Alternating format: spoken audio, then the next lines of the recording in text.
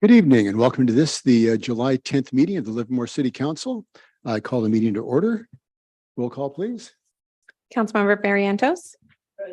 Councilmember Branning. Here. Councilmember Carling. Here. Vice Mayor Kick. Here. Mayor Marchand. Here. If you'll please join me in the Pledge of Allegiance. I pledge allegiance to the flag of the United States of America and to the republic for which it stands, one nation, under God, indivisible, with liberty and justice for all. Thank you. Question for the city attorney. Is there anything to report out of the closed session? Honorable Mayor, members of the City Council, no, the City Council did not take any reportable action in closed session. Thank you. Okay, thank you. 3.1 presentations. This is to confirm the advisory body appointments to the Livermore Area Youth Advisory Commission. I would ask that we also have the okay, hang on a sec. So the Youth Advisory, Leah goes first, right? Okay, so if you would kindly issue the oath of office. Mayor, we actually have a staff presentation first, and then you guys confirm the appointment, and then I can go ahead Do I have and a give you. motion to approve the appointments? Staff. Staff president, I'm sorry.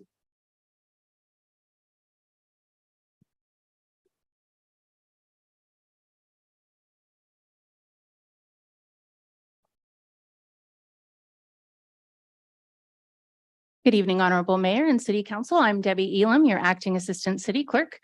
At the April 24th, 2023 City Council meeting, 3 members of the Commission of the Arts were confirmed for appointment to unexpired terms ending January 1st, 2025. 1 member should have been appointed to an unexpired term ending January 1, 2027. The City Council Subcommittee on Advisory Bodies reviewed the 3 applications and recommends the City Council extend the term of Rajagopal Kauligi to January 1st, 2027. On June 22nd, 2023, the 2-member City Council Subcommittee on Advisory Bodies and Nancy Blair of LARPD and Commissioner Sumitra from LIAC interviewed applicants for vacancies on the Livermore Area Youth Advisory Commission. The following are their recommendations for appointment to regular terms ending September 1st, 2025. Ashwin Gar, Jessica Seaburn, Ojazvi Sharma, Isha Sehu, and Adeline McMichael. In addition, LIAC commissioners that wish to continue are not required to reapply.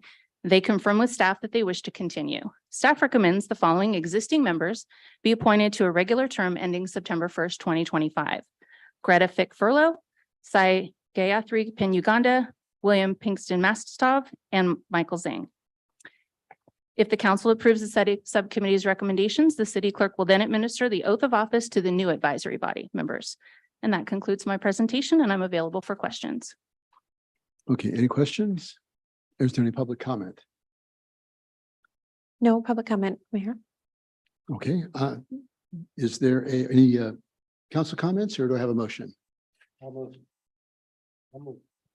move staff recommendation. Is there a second? I'll second. Moved by Councilmember Carling, seconded by Vice Mayor Kick. Any discussion on the motion? Roll call, please. Councilmember Barrientos. Aye. Councilmember Branning. Aye. Councilmember Carling. Aye. Vice Mayor Kick. Aye. Mayor Marchand. Aye. If you will please issue the oath of office.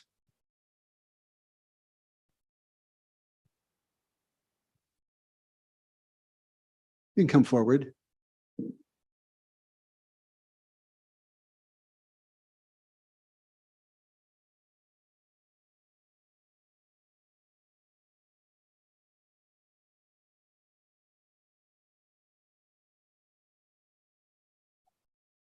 I state your name.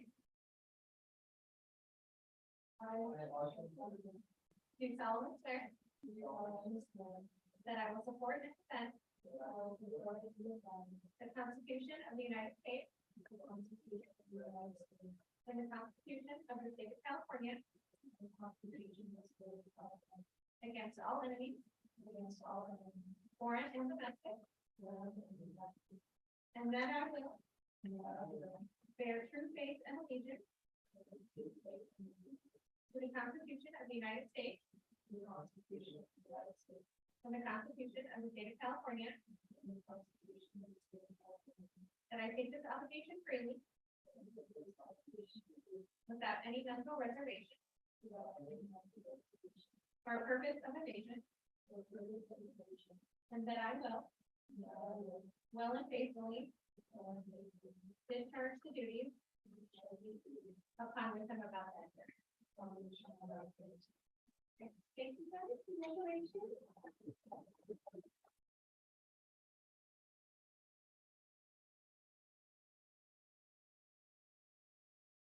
Very good. Thank you very much. And thank you for stepping up and volunteering your time.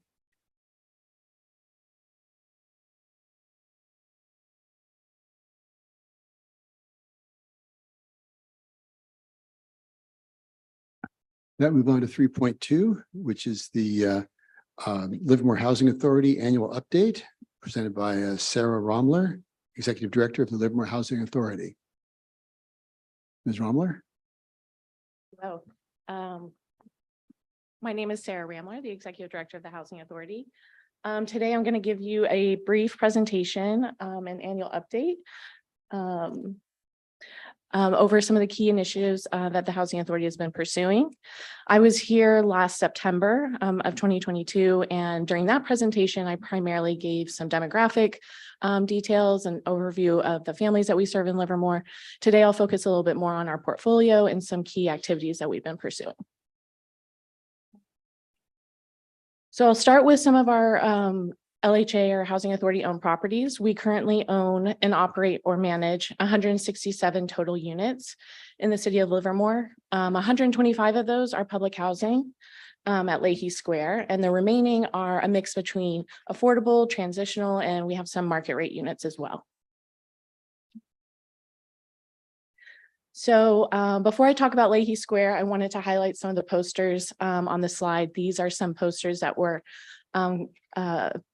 done by some of the children at our Leahy Square community as part of a poster contest for the National Association for Housing and Redevelopment Organization. And they competed with the state of California and created posters around what home means to me. One of the poster submissions was selected to compete at the national level to be considered for the annual calendar that they put out every year. So we were really proud of our kids and all the artistic talent that they had. So our 125 unit public housing property, last time I was here, I was talking a little bit about how we're transitioning out of public housing and into Section 8 only. We're right around the corner from that transition. We hope to fully transition by August.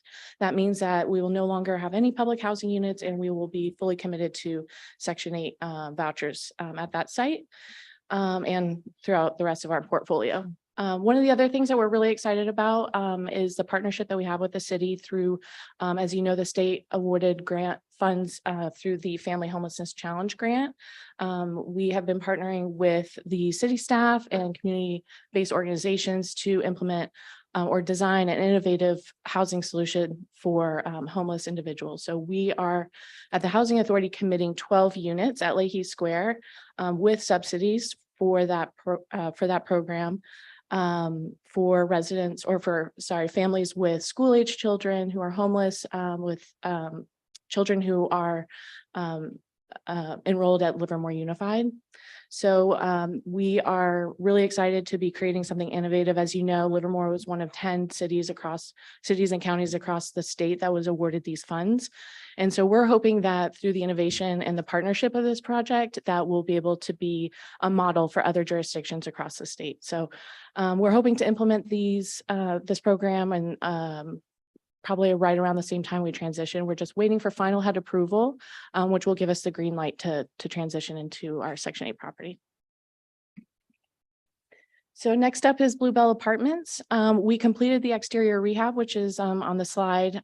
We will continue rehabbing the exterior of this property and the interior rolling rehab.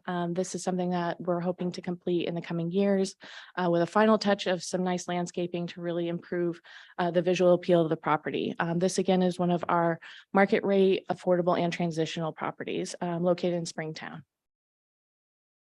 Finally, Chestnut and Las Posadas, this is going to be a focus moving forward. We're continuing to maintain the property, minimal rehabs or work being done, siding replacement, fences and things of that nature. But this is something that we're looking to get strategic with in the coming year and identify how we can increase density and provide some more housing opportunities. And then finally, the biggest portion of our portfolio, which is our tenant-based voucher program. This is a rental subsidy program. We're serving over 400 families in the city of Livermore. We have a number of special purpose vouchers, which I've highlighted on the slide, that are targeted towards special populations, certain populations. I just wanted to note a couple of the 85 project-based vouchers. We've committed, the Housing Authority has committed 12 vouchers to the Vineyard 2.0 project, which is hoping to lease in September. So we're really excited to be a part of that. And that property will be 100% homeless. And so we are partnering with the VA and with other community-based organizations to identify homeless referrals for that property. And then the other thing I wanted to note is the Housing Authority applied for and was awarded additional vouchers for the VASH program. We received 5 additional VASH vouchers. Those are vouchers that are targeted towards homeless veterans, and they're referred to us by the VA. So those are new resources coming into the city of Livermore, which we are really excited about. And the other program I wanted to highlight was the stability vouchers. Those also were applied for and awarded. This is a new award from HUD. And we were one of the first housing authorities to receive an award. These are vouchers that are targeted towards homeless or at risk of homeless individuals or families, those fleeing domestic violence, veterans, or family members of veterans. So we're really excited to continue to grow the program and to enhance the properties that we have in Livermore. That concludes my presentation. Happy to answer any questions. Thank you very much. Any questions from the council? Vice Mayor Kick. I just wanted to make a comment thanking you. I always appreciate how on top of it Livermore is when it comes to affordable housing when we compare to other cities, like the fact that we were one of the first awarded one of these new grants because you're aware and you're looking and you're working to help. And so there's a lot of work to do, but I can just wanted to extend my appreciation for everything you've done so far. Thank you.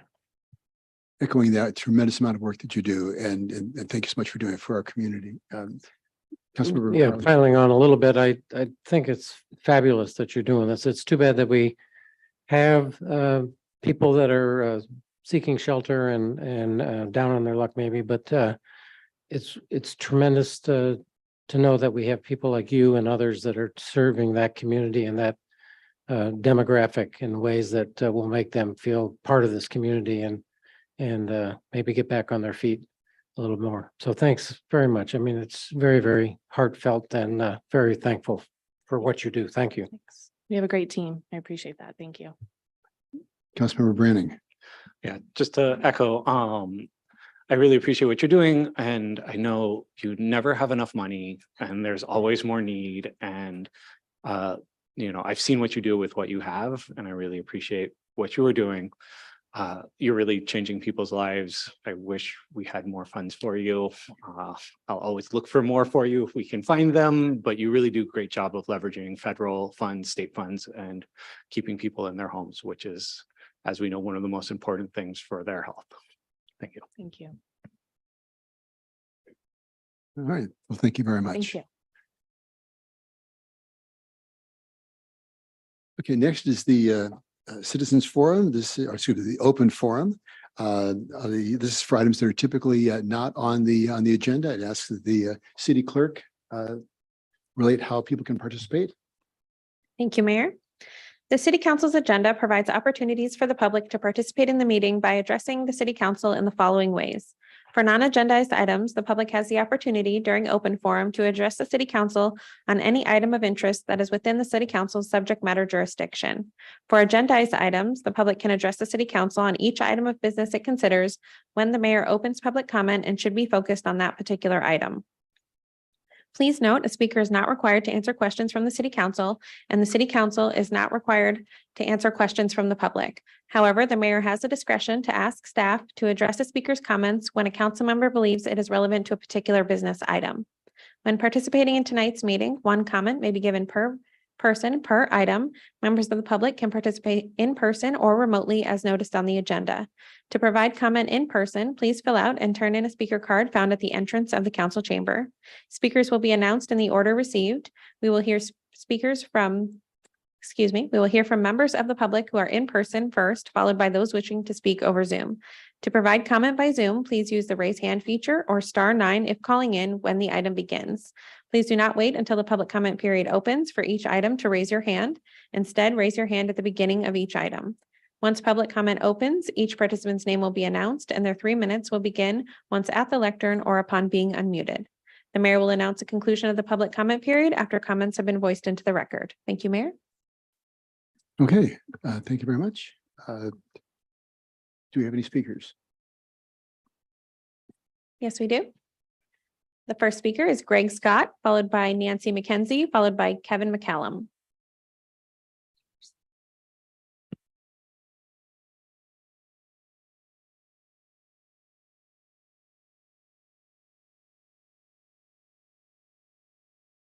Mr. Mayor, City Council, Livermore City staff, I'm Greg Scott.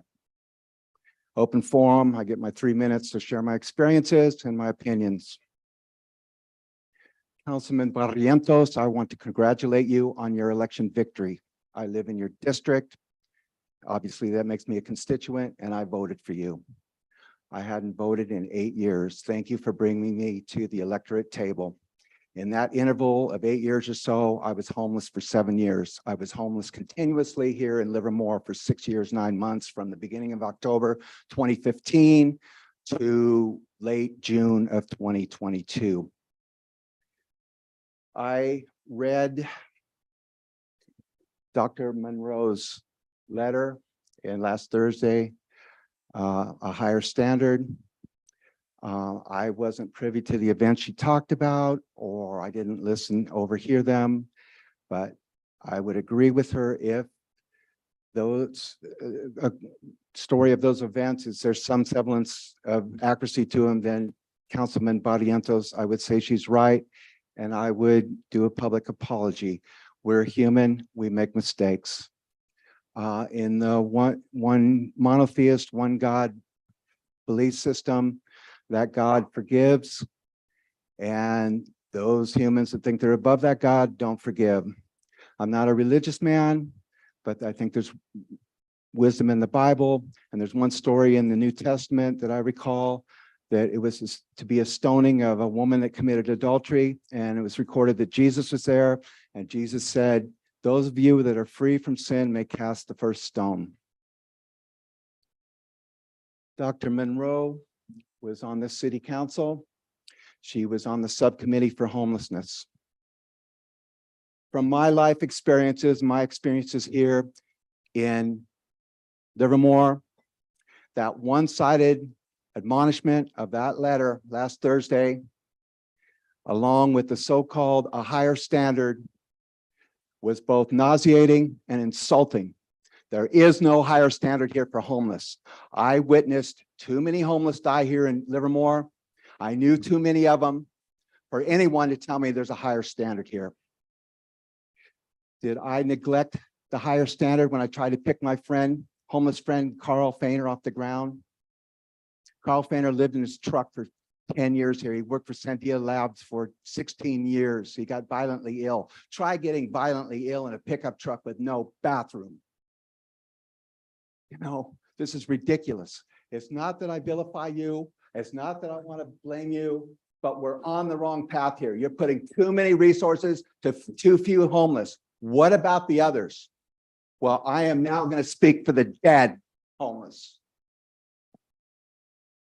Next speaker is Nancy McKenzie, followed by Kevin McCallum, followed by Mike Godfrey. Can I make a point of order, a reminder for our, the 5 of us up here are free reign. We ran, you can speak about us. I would really appreciate if you didn't speak about others in the audience because they did not run and they are not the ones you're addressing. So that's my personal ask of our community, is to keep your comments. You can be as angry as you want at us, but please do not direct comments of negativity at our residents. Thank you. So can I say something now? Well, I want Go to ahead. address, and what Scott said, I do want to apologize to Mariana. And my comments were meant as a compliment and a challenge. And I have apologized for it privately. And I did make a mistake. Mr. Barrientos, Councilmember, if that was a public comment made to the entire community and to this entire council, it was not solely directed to the city manager. So if you're going to issue an apology, it should be to the entire community and to this council. And it said we had talked earlier before the meeting, and this was going to be, you were going to bring this up during matters initiated. Yeah. So Well, I want to apologize to the city and the council for what? for the comments I made at the last meeting about Mariana. And why is that? Is Why is because it what? violated the norms and values that we had practiced as a council? I don't know what you want me to say, but I am apologizing to her twice, 3 times now. And I think most people know me. I'm not that kind of person. I made a mistake and I'm sorry. So you can say whatever you want to say.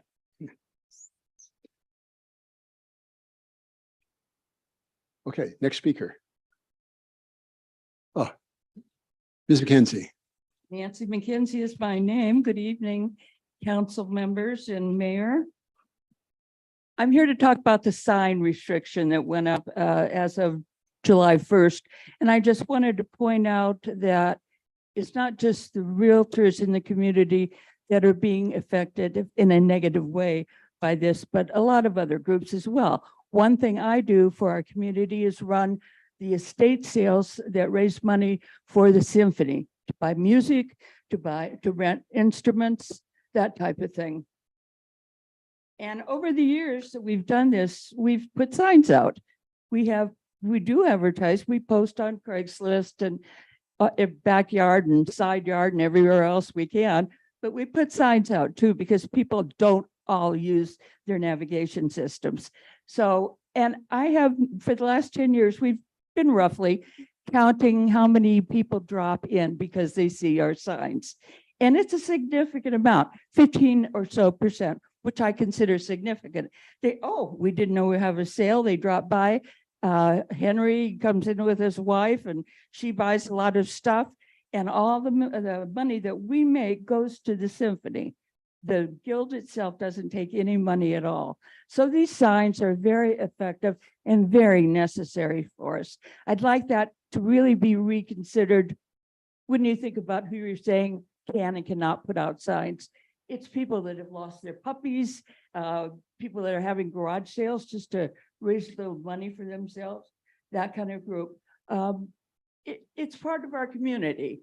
And I think you're punishing us and other not-for-profit organizations by making this restriction. I would like you to take another look at it and see if we can come up with some solution to, and I understand downtown merchants are going to be allowed to put signs up for a while. I don't think that's fair. Our signs are up for 6 hours when we have in there down immediately after our sales. That seems like a kind of a wrong thing to do, to let some people put up signs and not others. So please take another look at it. See if there are groups, if we obey the rules of certain hours, take our signs down immediately when we're done, that type of thing. See if you can give us a little break here, because we need these breaks and we bring money to the community. Thank you. Next speaker is Kevin McCallum, followed by Mike Godfrey, followed by Liza Erickson.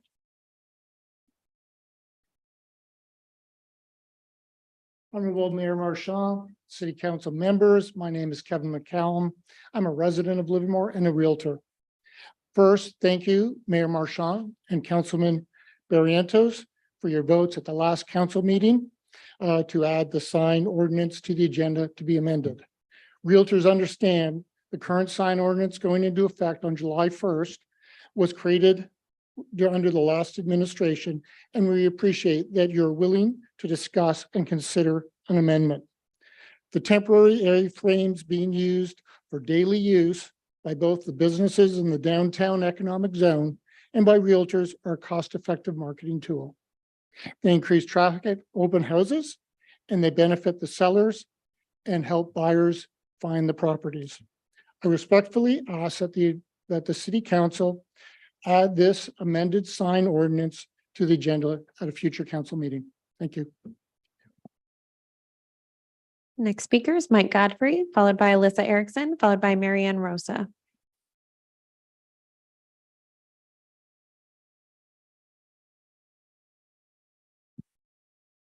Good evening, council, Mayor Marchand, and all the council members. I would like to take this opportunity to really thank Mayor Marchand and Council Member Ben Barrientos for their support on at least wanting to talk about doing a revision possibly on the ban on all signs in the city. We really can't come to any kind of a consensus as to what we might want to do if we don't talk about it. And so by putting it on the agenda for an upcoming meeting in the future, at least the opportunity is there to talk about it. And when I mean talk about it, it means that the council members can ask questions of staff, give recommendations to staff. Community members like myself and the other speakers can also put other input into a proposed new sign ordinance, something that will work for most of the people in the city. I know it's difficult. There's a lot of different challenges, but we would hope that you would take the time to at least reconsider opening up a discussion on it so that we might be able to get to a consensus of something that we can do. Thanks a lot. Appreciate your time. Next speaker is Alyssa Erickson, followed by Marianne Rosa, followed by Nancy Renton. Hello, my name is Alyssa Erickson. I too am a realtor and had the opportunity to speak at the last council meeting. And so I just wanted to speak again in regards to the sign ordinance. So I wanted to acknowledge and thank Mayor Marchand and Councilman Barrientos for willing to reconsider the sign ordinance and at least put it on an agenda item for the future. Like Mike and Kevin said, I completely agree with that. And that if we could just work together and at least put it on the table to find solutions, we would really appreciate that. So thank you, Mayor Marchand and Barrientos. We know there's a little bit of crossfire, so we appreciate your willingness to reconsider and work with us. Thank you. Next speaker is Marianne Rosa, followed by Nancy Renton, followed by Doug Mann. Good evening, Mayor Marchand, council and staff. Marianne Rosa, I'm a longtime resident of Livermore, and I had the experience yesterday of holding my first open house since the sign ordinance.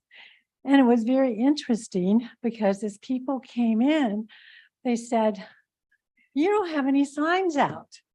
Why don't you have any signs out?" And I had to explain about the sign banning for only one sign in front of our houses. And a couple of people said, interestingly, is that we didn't see any signs, so we thought you had canceled your open house. We were getting ready just to turn around and go home because we didn't think you were going to have the open house. So those were the kind of comments that I got from people. So they really do, even everybody that has their GPS and everything, they look at that and then they just start following signs. So I just wanted to let you know, it is still a very important part of realtors' business, getting people into our open houses. I'm also a little concerned about other businesses in town that are not in the downtown district that use those A-frame signs to get people into their businesses. And a lot of them are still recovering from the pandemic. And I think taking another way of advertising away from them can really affect their business. And I agree with Nancy about having the signs out for the nonprofits, for people that are holding, estate sales like Nancy does, and for any other person that's going to have a garage sale just to earn a little extra money. Do appreciate Mayor Marchand and Mr. Barrientos for trying to get it onto the agenda for another meeting. And I really hope that you will be able to do that at a future meeting with the staff helping you out. Thank you very much. Appreciate it. Next speaker is Nancy Renton, followed by Doug Mann, followed by Sean Leggett.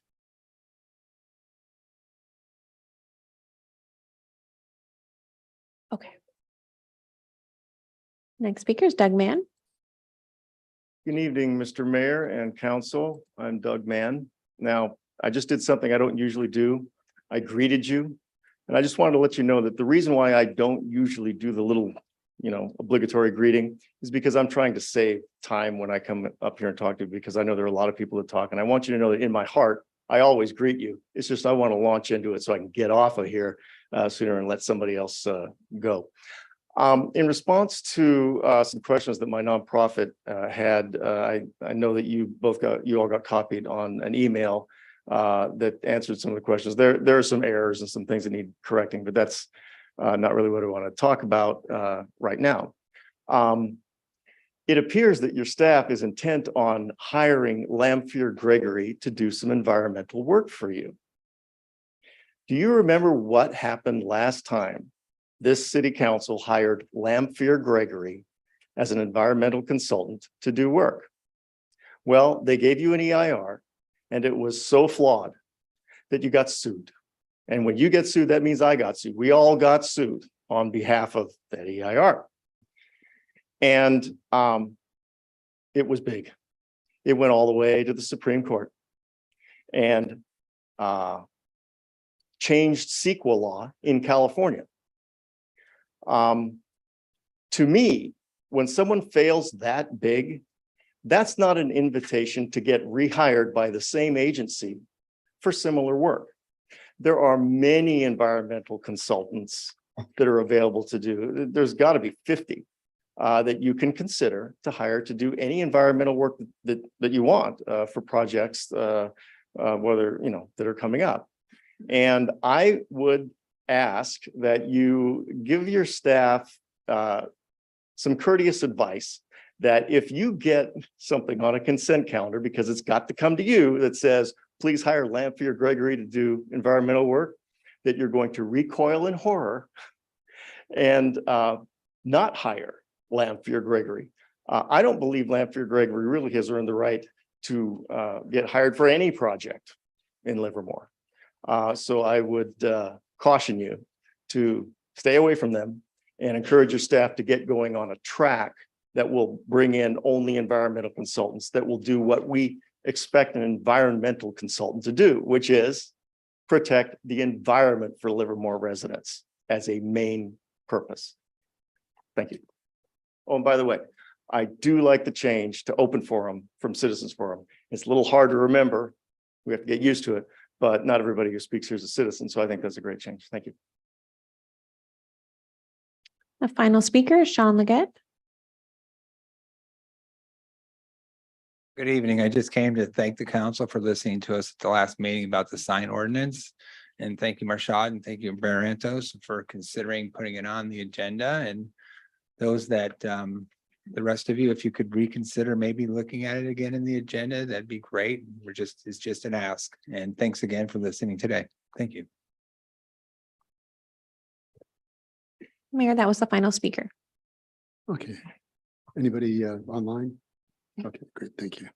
And I'd just like to say, I noticed that that silent acknowledgement of approval, and I just want to say thank you for that.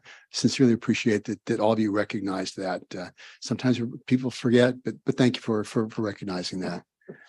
Moving on to the consent calendar. Does anybody wish to pull any of the items from consent? Is there a motion?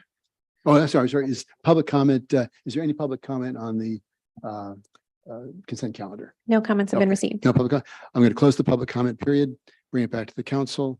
Is there a motion? I'll move for approval. Moved by Vice Mayor Kick. Second. Seconded by Councilmember Carling. Any discussion on the motion? Roll call, please. Councilmember Barrientos. Aye. Councilmember Branning. Aye. Councilmember Carling. Aye. Vice Mayor Kick. Aye. Mayor Marchand. Aye. Okay, public hearings. Moving on to 6.1, hearing to receive and consider all objections and protests related to the non-payment of sewer service provided by the city of Livermore. Honorable Mayor, members of the City Council, this is your City Manager, Mariana Marsheva. Your first public hearing tonight, item 6.1, is going to be presented by Ann Furtado, Accounting Supervisor in the Administrative Services Department. So just give us a second to find the slides and we'll be ready to go.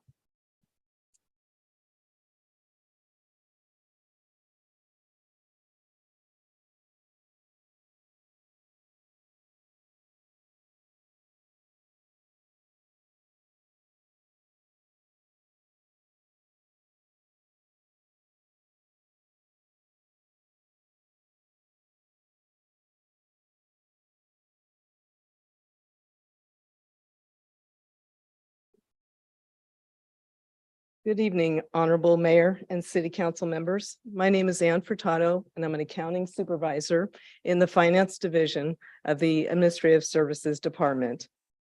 City of Livermore provides wastewater services that protect the public health and the environment. The services include collection, treatment, and disposal of wastewater. Funding the cost of operating, maintaining, and improving our facilities relies solely on sewer service charges.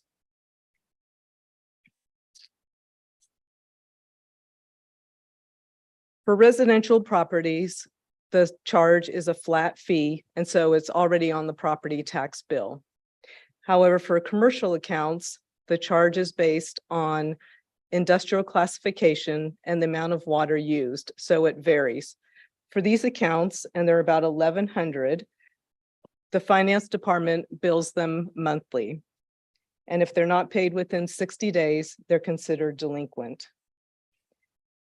Of these 1,100 accounts, you have Exhibit A. There are 16 accounts that are severely delinquent, and the total is about $21,000.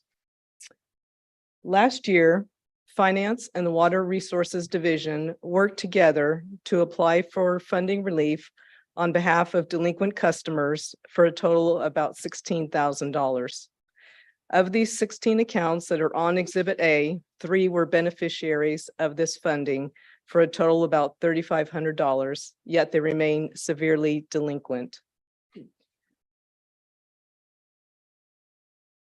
The finance staff has contacted the 16 customers in addition to their monthly bill, which lists their delinquent balance, also by letter, phone, and email, in an attempt to get them to pay the delinquent balance.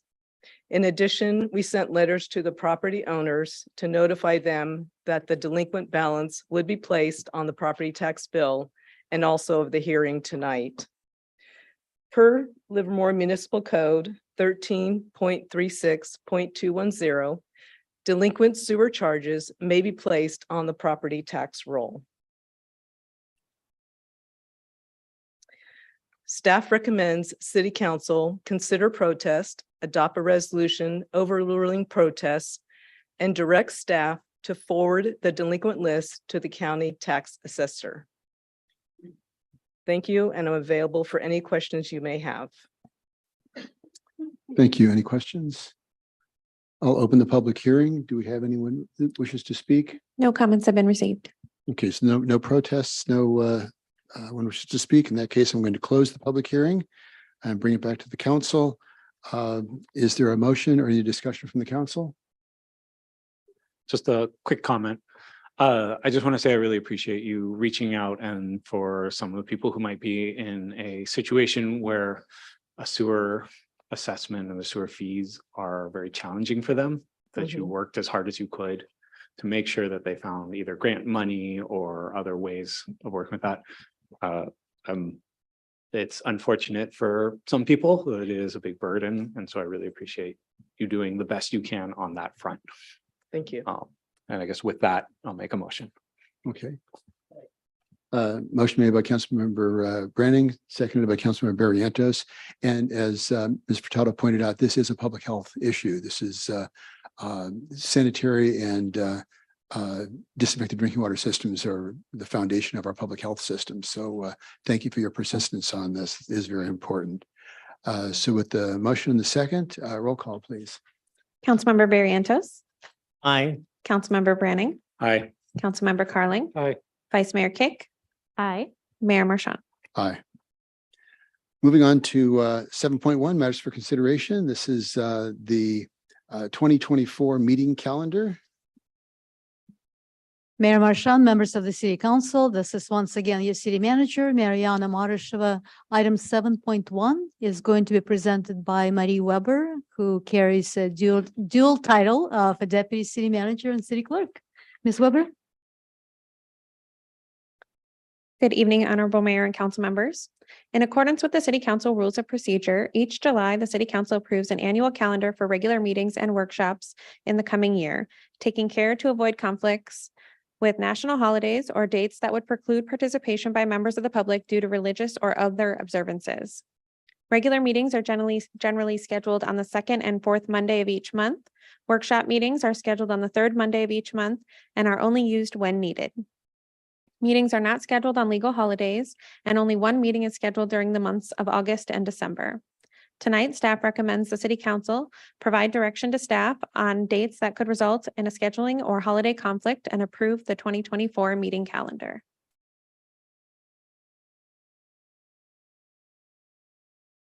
Okay, what is the, I'm going to open the public comment first. Is there any public comment on this?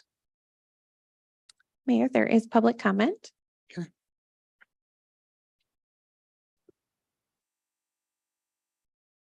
Speaker is Trish Monroe.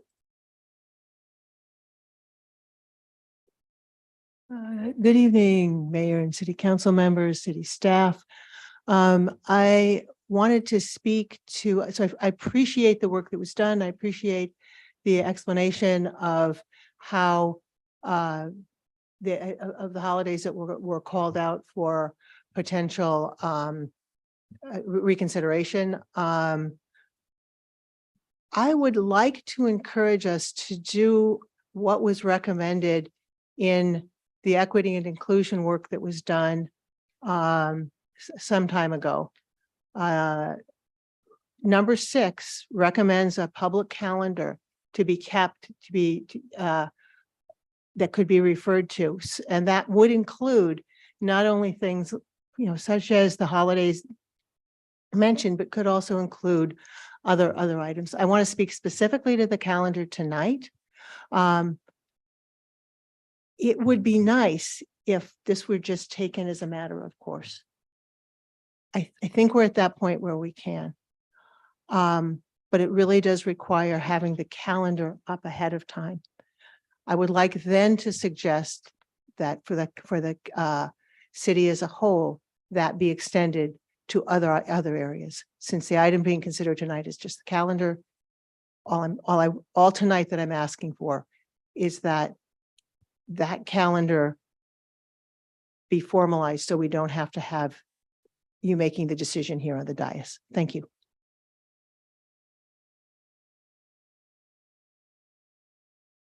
That's the final speaker. Oh, no speakers. Okay. In that case, I'm going to close the public comment period, bring it back to the council. Mr. Mayor, if I may, this is your city manager, Mariana Marasheva. I'm going to ask staff to pull up the presentation again so that you and members of the public can see the potential conflicts that staff has identified. They're right before you on the slide, along with recommendations on any potential changes to the calendar.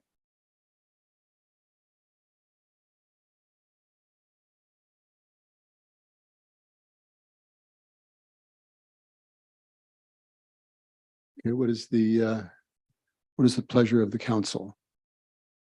Councilmember Branning. So yeah, just a couple of follow-on comments to our speaker. I do agree that it would be nice if we had a city calendar that just addressed major holidays. So we have that as reference going forward. I think it shouldn't be too difficult to create and would help with conflicts in the future. I do agree with moving the meetings in March. My question would be, with moving the dates that way, it really compresses the timeline on both ends. So it means that the first meeting will be, I believe, I need to look at the calendar, but I believe it's a week after the meeting before that. And then the last meeting of the month will happen, and then there'll be a normal 1 week gap between them. I don't have all of the holidays in front of me, but I'd like to ask staff, potentially, what would it look like if we did a single meeting in the middle of March? Would that conflict with any holidays? Would it, or sorry, April? That's, thank you. Would it be possible to do one meeting in the middle of April? Would that be a major issue instead of having them at the beginning and end of the month? Councilmember Branning, the meeting at the beginning of the month does provide that compression. The meeting at the end of the month is a 5-week month, so it would provide the 2 weeks before a following meeting. So that could be an option to replace it with just that one meeting. So we just cancel the meeting on the 8th and put everything for that month into the 29th. Yeah. With that idea, then I would propose for the motion to adopt both the dates on the 1st and the 29th as alternative dates, with some comments to staff that with 2 meetings back to back a week apart, that if there's no pressing business, it might be worth canceling that meeting. So just canceling the April 8th meeting. I would personally leave both the 4/1 and the 4/29 on the calendar in case we do need them. Yeah. And then have a friendly suggestion to staff. If the meeting on the 1st was unnecessary, we could cancel it closer to the meeting. Does that meet with, is that a sensible recommendation? Ms. Weber, just going back to Councilmember Brenning's earlier question, is it possible for us to have a meeting on April 15th? Is that an option? April 15th is already a scheduled meeting. A special meeting. Special meeting. Yeah. Yes, a special meeting. Could we change it to a regular meeting We could. You could? Yes. and move a special meeting somewhere else? Yeah. Okay, then with that, perhaps my recommendation or suggestion would be, and I would like to hear from council, we make the 4/1 meeting a special meeting, make the 4/15 meeting a regular council meeting, and we cancel the 4/29 meeting, or we leave it on the calendar and see what we need. I suppose we have the 4/29 meeting on there. If I may, just maybe modifying this a little bit to give staff more flexibility. Canceling April 8th, making April 1st a special meeting, canceling April 22nd, making April 15th a regular meeting, and also designating April 29th as a special meeting. So that gives you and staff the flexibility to have 2 special meetings in April on the 1st and the 29th, and have a regular meeting on the 15th. Okay, I like that suggestion. I would support that, but I'll turn over to the rest of the council. Vice Mayor Kick? There's another conflict. June 16th/17th is Eid, and that's a work restricted holiday. So I'm not sure where we would suggest that moves. Basically, this is becoming more complicated than I thought. So I might What's the suggest holiday on that one? Eid. Oh, okay. Eid. I might suggest that we come back after we had a better chance to review. I thought we had caught all of them, and then I just did a quick double check and realized we didn't. I mean, we could sit here and talk about it. I just don't know if that's the best use of your time.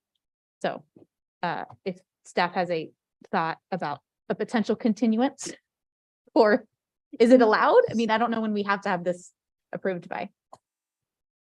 It could be continued. June 17th could be moved to June 3rd. It does provide a little bit of compression there, but that is an open date. Okay. Or we could, And the 17th was a special meeting, so it would be a June 3rd special meeting. this really is mostly dependent on what staff's needs are, because you're bringing the information to us. So you're the ones that have to bring all that information together. So you're probably the best ones to determine what staff can reasonably accomplish. Yeah, Mr. Mayor and Vice Mayor, perhaps what we can do is simply cancel the June 17th special meeting, because the only reason we have special meetings on the calendar is to be used if needed. So we will plan accordingly and not have anything for the council agenda for that day, and instead move forward with the two regular meetings that month on June 10th and June 24th. I That also works. have a quick question. What happens if we vote on it and something comes up? Do we have the ability to change as needed if something happens? I just don't want anybody to think that like they're rushing this and they didn't take into consideration and Vice Mayor Kick, yes, you do have the discretion at any time to change the meeting calendar. okay, so then I would move that we take all the things that Evan just said and canceling the 17th, except I don't remember exactly what he said. So hopefully you do. There's going to be a special meeting. Yeah, remove it. Yeah. The 17th. Okay, so I move that we fix the calendar based on the discussion that we've had up here. Is that? Absolutely. I think we captured all the dates. And again, canceling April 8th regular meeting, canceling April 22nd regular meeting, designating April 1st as a potential special meeting, designating April 29th as a potential special meeting, designating April 15th as a regular meeting in April, and also canceling June 17th special council meeting. What we can also do, Mayor and City Council, is post those dates online, which typically we would do, so the community has a chance to review them. And if any future changes are needed to the calendar, we can always adjust it during the year. Now, we're talking about 2024, so there's an opportunity for the City Council at any point during the year to make adjustments based on conflicts. Great. I'll second all that. Okay. Thank Motion you. made by Vice Mayor Kick with a lot of stuff in it, seconded by Councilmember Branning. Is staff clear on the motion? It sounds like it's very clear. Thank you very much for capturing all of that. Is there any discussion on the motion? I have a question. Yes. Maybe they do too. A meeting is a meeting. What's the difference between a special meeting and a regular meeting? I Staff. can certainly start answering that question, and if I need assistance from the city attorney, perhaps Mr. Alcala could jump in. Councilmember Barrientos, a regular meeting is a regularly scheduled meeting that occurs according to the calendar that the council established. Special meetings are designated, and we only have them if there are matters that have to be discussed by the city council. Most of the time, we cancel those special meetings. Correct. With regard to, that is correct. And with regard to the government code, there are two different beasts. A regular meeting has a 72-hour posting requirement, also has the opportunity to have a public forum. When it's a special meeting, generally those are restricted to workshops and have a very narrow agenda. You don't have your typical items you would have on your regular meeting agenda. You have just that one special item. And that noticing requirement for a special meeting is much shorter. By law, it can be as quick as 24 hours. However, this city does, for workshops, does give advance notice beyond that. And city does, just for its regular meetings, gives more than the minimum 72 hours notice.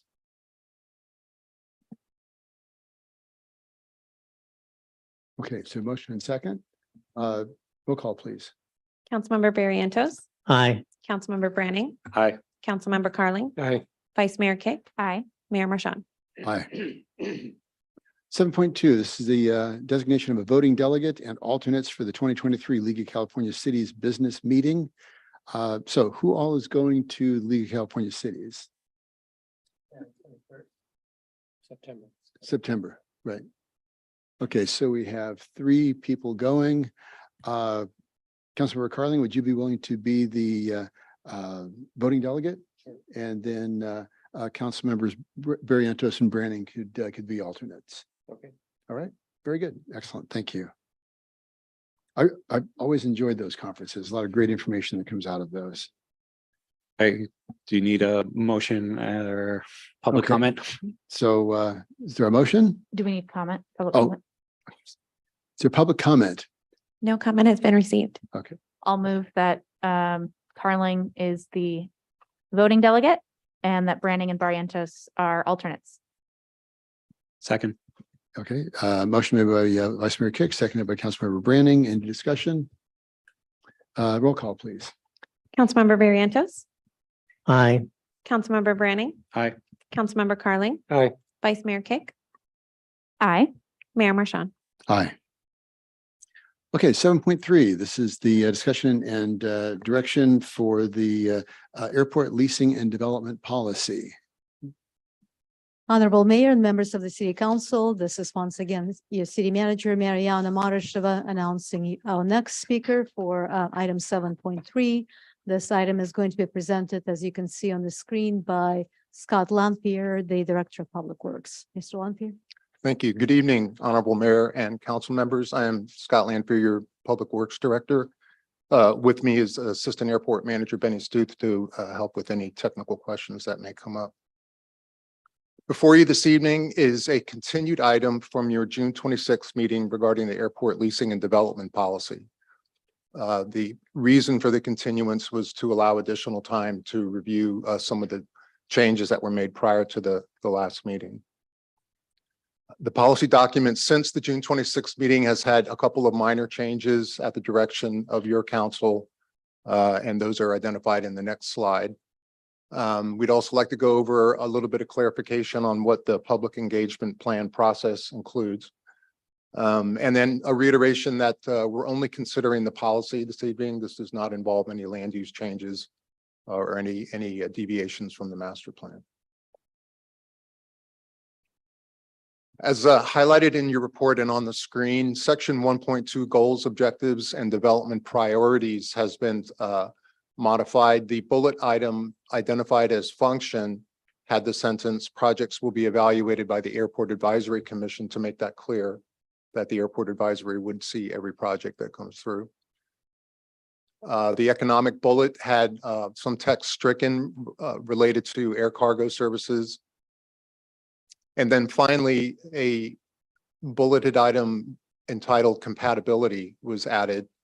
And this is primarily to make sure that everyone understands that the policy, the projects that go through this policy have to be adhering to the criteria as established in the policy, the development priorities, as well as resolution 2010-058. So there was some public concern about not making sure that that was identified, and this bullet was added to address those concerns. Public participation is a key component of the project review process. There is a public engagement plan that is required for every project that meets the criteria of a project. And once that occurs, public engagement would be initiated after initial review by staff of any solicited or unsolicited project proposals. And it's outlined in the text. It goes through the process of an airport commission review, which in fact is the first instance where the public may comment on any project that is proposed at the airport. And then as the MOU following up with the public engagement plan, there is comprehensive public engagement that would be required and needs to be satisfied before the negotiations and a development agreement or lease agreement is recommended. And then just as a last item, the public engagement process that's proposed for this policy is more comprehensive than is typical for other projects in the city. So the airport, the commission, the council, the planning commission, and staff would all be stepping it up, so to speak, to make sure that we do have a sufficient public review process. And with that, staff recommends that City Council approve the leasing and development policy, and we're available for any questions.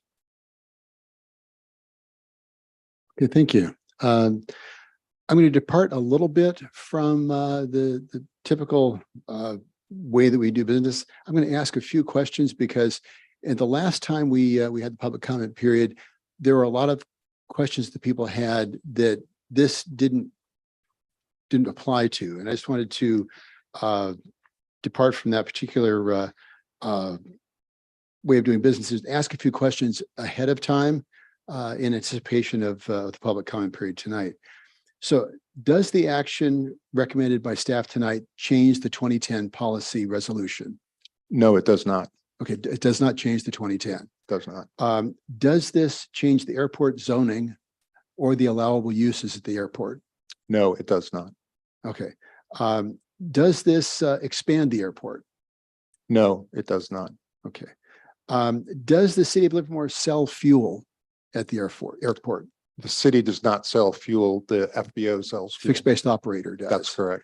Do we have a time frame? Do we know what time frame the fixed-based operator will be selling unleaded fuel at the airport? I'm going to ask our Assistant Airport Manager, Benny Stuth, to take a shot at that question. Thank you, Scott. Benny Stuth, Assistant Airport Manager. We have engaged with Five Rivers Aviation to talk to them about the provision of unleaded fuel at Livermore Airport. Currently, UL 94 is the only unleaded fuel that is available for aircraft's use. There is another aircraft fuel alternative, G100 UL, which has been finalized and certificated by the FAA, but is only starting to be in production and won't be into the markets until 2024, 2025.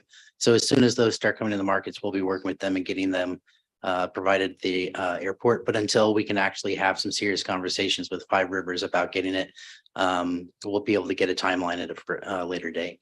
Okay, very good. Thank you. And does this policy provide for more public input and transparency in the development process? Yes, it does. Yeah, because it goes to the airport commission, and then depending on the project, the planning commission, and then ultimately the city council. Yes. And there's also the public engagement plan. Correct. Does this provide a greater opportunity for the planning commission and the city council to ensure the intent of the 2010 resolution is adhered to? Yes, it does. Okay, great. And can this policy be used such that we can retain, the city council and the city can retain the discretion to accept favorable tenants who will adhere to policies like the noise restriction policies and the curfews? Yes, it does. Okay, so it seems to me that this gives us a lot more opportunity to control what's going on at the airport and more public engagement. Yes. Okay, well, thank you. So with that, I am going to open the public comment period. John, And can I ask? oh, certainly. Yes. Ben, I just wanted to repeat what you said because it was a little bit hard to hear and I'm nice and loud. So I was just going to repeat that. So I believe that you said that there is still an unleaded fuel being sold at this moment. Currently at Livermore Airport, there is no unleaded fuel being sold at the airport. But Not that, at Livermore, not- in the world. yes, there is an unleaded fuel UL 94 that is So currently being sold. technically, it could possibly, potentially, maybe someday get here, but it's not in Livermore right now. And a replacement fuel has just been approved, but will not be in production and mass sale until 24, 25 or 25, 26. They just started manufacturing it in Texas, I believe. And they're looking at 2024, late 2024 to get it to the Western markets with full rollout by 2025. Okay, thank you. Those were just important dates, and I think it answers a lot of the questions that I got, so I just wanted to repeat that a second time. Thank you. Thank you. I'll go ahead. I'll give the opportunity to anybody else who's ask questions up front. Okay, comments. All right, with that, I'm going to open the Honorable public Mayor, comment. this is your city attorney, Jason Alcala. I know there are a number of speakers that do wish to address you this evening. What I'd like to do is just make sure we're consistent with your city council meeting rules of procedure. In order to, since the public comment period was concluded at the last meeting before this item was continued, you can continue the public comment today. However, it does require a motion of the council. So if you actually have a motion of the council to allow further public comment, you'll be on all fours. I'll move, we open public comment. Second. Okay, motion made by Councilmember Carling, seconded by Councilmember Barrientos. Any discussion on that motion? Roll call, please. Councilmember Barrientos, Aye. Councilmember Branning. Aye. Councilmember Carling, Aye. Vice Mayor Kick, Aye. Mayor Marchand. Aye. Okay, Thank you, Mr. Mayor. well, thank you. I think it serves the transparency and also the opportunity to give the public an opportunity to comment. So at that point, we're going to open the public comment period. First speaker is Jean King, followed by Felicia Ziomak, followed by Shirley Lewandowski.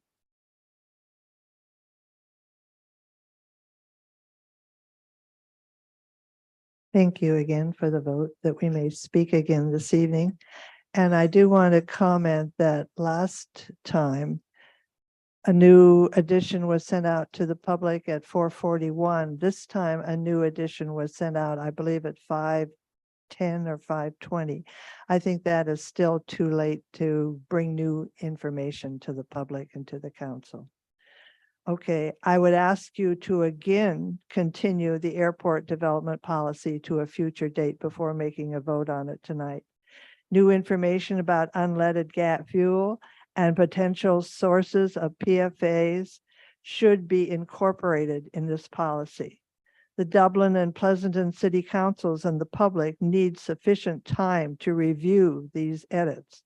The policy should be codified as law in a zoning ordinance because of its complexity. Please make the following edits. Section 1.2 and section 7.5 on pages 3 and 37, the environmental noise reductions. Add, quote, aggressive reduction of aircraft noise, and quote, the city will participate in federal lobbying efforts to legislate the phase out of high noise producing jets and lobby for federal airport noise reduction issues. This is point number 5 of the 2010 resolution. And even though you are accompanying the 2010 resolution, I think it is very important to add some of these things in the body of this policy.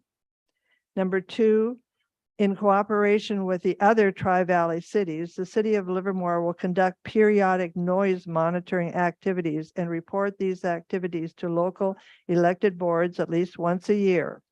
That is again point number 6 of the 2010 resolution.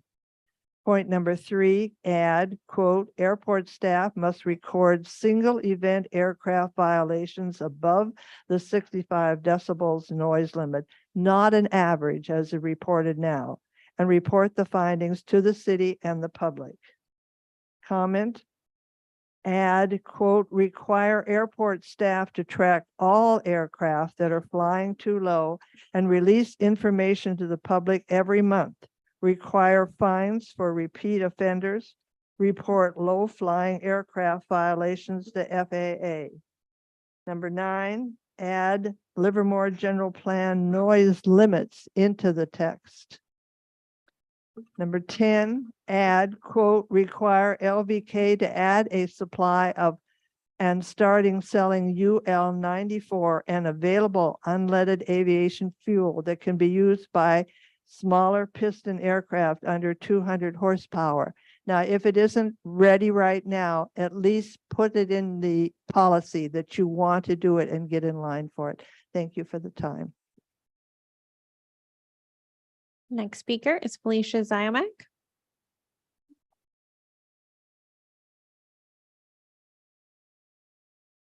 Good evening, Mayor Marchand and City Council. Improvements needed to the airport development policy. It states projects that are noticeably increase aircraft activity or noise to surrounding neighbors are required to inform the public. However, there's no definition of noticeably or surrounding neighbors in the policy. What metric will be used? Percentage increase, miles distance from the airport? Need these metrics determined. Regarding public engagement requirement, there's no minimum standards listed which the developer needs to meet for this requirement. Will the applicant simply standing on a street corner for a day handing out flyers meet this requirement? What criteria are used to evaluate the applicant's public engagement requirement? The public engagement requirement occurs after the City Council has approved the memorandum of understanding with the developer and authorized the city manager to prepare and provide the development agreement. And the public engagement requirement has no timing deadline in the policy flow charts. This isn't acceptable. The public needs to know about the proposed development project before it's voted on by the City Council. Change the wording regarding noise to aggressively foster reduction of aircraft noise through voluntary noise reduction efforts per the 2010 resolution wording. Over 2,400 noise complaints were filed in the 12 months ending April. Many were during voluntary noise reduction hours, 10 p.m. to 6 a.m. The airport should require annual noise reduction pilot training, post reminder signs on hangars regarding this timing, publish monthly lists of pilots violating these hours, and require repeat noise reduction training for pilots who regularly violate them. Stop selling leaded aviation fuel in 2 years. Itemize steps to achieve this goal and set dates for each step. The airport sold 315,000 gallons of leaded fuel in 2022. A 10-year study of children living near Reed Hillview Airport in San Jose, similar-sized airport to Livermore, found modest blood lead levels in children living within 1/2 to 1.5 miles of the airport. Exposure to lead can cause profound and permanent health damage, especially to young children. Even low levels have been shown to affect IQ. I sent all of you the website links to this study. Can Pete Sandu establish a business that converts planes using leaded fuel to using unleaded?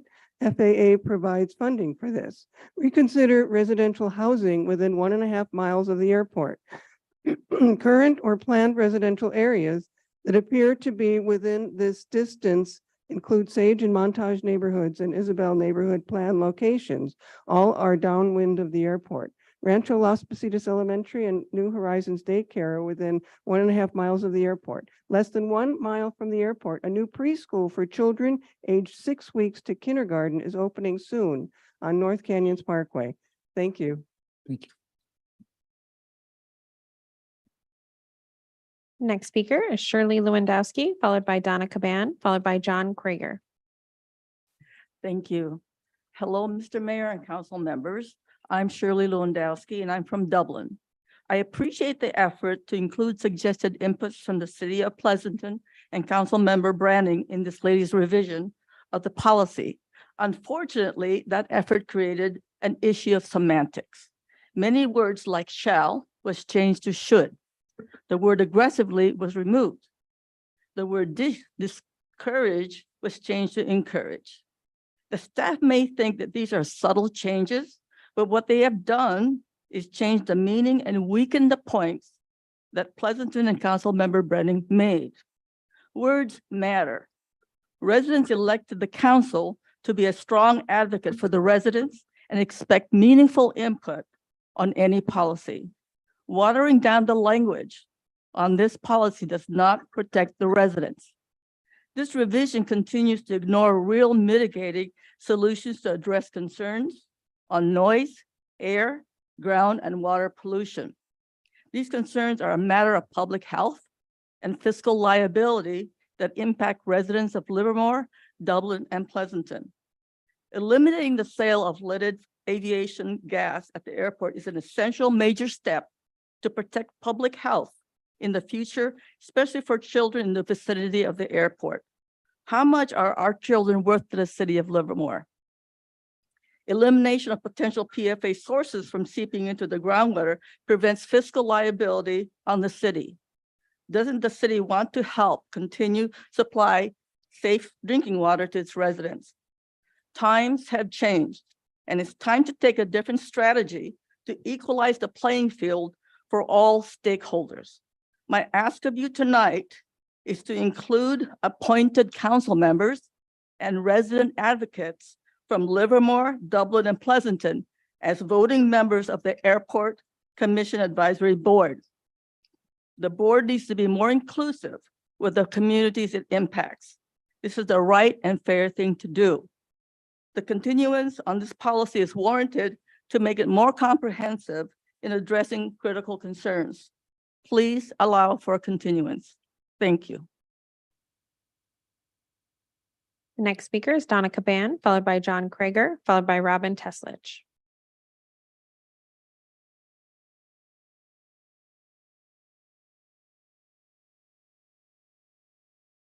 Good evening, City Council members. Please continue the airport development policy. There are many edits that still need to occur, major edits. I'm going to continue on the list and not repeat what Jean King said, but certainly those were valid points. Section 7.5, lease development proposal evaluation form and environmental paragraph, page 3. The first sentence requires sustainable development practices, but fails short of the goal. Voluntary noise reduction efforts are insufficient. Enforcement is needed. Livermore should consider empowering itself to do so or work with outside agencies that have the power to do so at a state or federal level. It says action to prevent PFAS, but that's only the second half of the PFAS problem. The first half is investigation. Released PFAS, possibly in nearby soils, could serve as the source of the groundwater PFAS plumes recently discovered in the area. The location and the configuration of the plumes, coupled with the requirement by the FAA to store and use AFFF, suggests the airport as a possible source of PFAS. See the Zone 7 PFAS source investigation findings. The policy needs to develop clearly stated rules about what chemicals are and are not acceptable for firefighting and how these chemicals will be safely stored, handled, and disposed of. Clear and transparent rules with strong penalties will incentivize prevention. Livermore should consider empowering itself to do this work or work with outside agencies that have the power to do so at the state and federal level. Potential PFAS at the airport is a problem that Livermore needs to engage in to understand the current situation and prevent future releases. Monitoring and voluntary efforts for noise and PFAS have been proven to be insufficient. The policy needs to reflect enforcement capabilities, again, either internally or coordinated with external authorities. And I want to go back and talk about gas. The 94 UL is available now. We don't have to wait to 2024 to get it. It's available now. Another point is that we should consider joining in the FAA's EAGLE initiative that will provide the necessary and regulatory innovation and infrastructure solutions to make the transition to unleaded fuel. And last, we should take out, one sentence, the portion about the city initiative that directly conflicts with Resolution 2010, which says the city will not solicit or encourage large cargo development. Thank you again for your time. I hope you will consider these very important edits.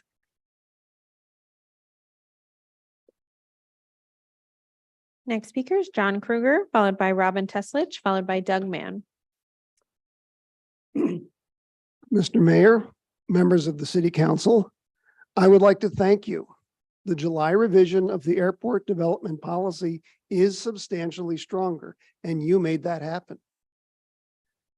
You know, there's a myth going around that only FAA can act on airport noise. The fact is, airports can do more and cities can do more, and you just proved that. You put action on noise into the development policy, and you didn't need FAA permission. And you can make it stronger. For instance, section 1.2 says, encourage development in response to existing aviation demand and encourage development consistent with resolution 2010-058. You don't have to just encourage, you can make it policy. You can say development is to occur in response to existing aviation demand. Development will be consistent with resolution 2010-058. You don't need FAA permission. You have the power. I urge you to make this change before approving the policy. Now, why should you? Okay, 3 good reasons. Number 1, it implements city policy. Number 2, it protects residents. Number 3, it protects you. When disputes arise, you will be in the middle, and every vague wording will cause you pain. Encourage is vague and weak. I urge you to make it a clear, strong statement. Also, I'm concerned about how late in the process the public gets notified. According to the policy, no public disclosure is required until the MOU goes to the city council. And the policy says at that time, that means agreement has already been reached on key terms and conditions. So by the time the public gets their first look at the development, a lot of decisions have already been made. All right, when should the public learn about it? I'd say when the city gets materials from an applicant. There's no reason that this should be hidden. It's not a secret. The applicant knows, the city knows. Why should the public be in the dark? I urge you to add public disclosure of proposed development posted on the city website as soon as any materials have been submitted. You can do that. You don't need FAA permission. You have the power. Thank you for your time and thank you for your help in making this a policy that protects everyone. Next speaker is Robin Teslich, followed by Doug Mann, followed by Victoria Holt. Good evening, council. I'm a resident of Livermore living underneath the airport pattern and have for the last decade. I'm also vice president of our local Experimental Aircraft Association chapter, which is a 5013C organization. A lot of what we do is support people who build aircraft, but we also have a youth program that I have been trying to promote for the last few years where we give introductory flights to kids 8 to 18. We have a youth build program where we're teaching kids about building aviation, aeronautical engineering, and a lot of different STEM related knowledge and skills that they're gaining from that program. As well as most recently, we offer scholarships for youth interested in pursuing their private pilot license, many of them who are on their path to becoming commercial airline pilots or other types of commercial aviators. I'm very concerned about the anti-airport rhetoric that I keep hearing in the meetings and in social media. The airport is an asset to the community, and I believe I represent most of the Livermore pilots when I say we all want to be good neighbors. I'd like to speak to the two issues that seem to keep coming up. One is the noise. While there is a voluntary curfew, it's not always possible to adhere to the curfew for a wide variety of reasons. For example, pilots who may be returning from a long cross-country flight may have intended to get here before the curfew was enforced or in place, but due to weather or other circumstances were delayed, and for safety reasons, they end up coming in later and past the curfew. Sometimes it's a Metaflight helicopter or transportation of organs to emergency services that come in after hours, which we've heard from our city who takes those reports.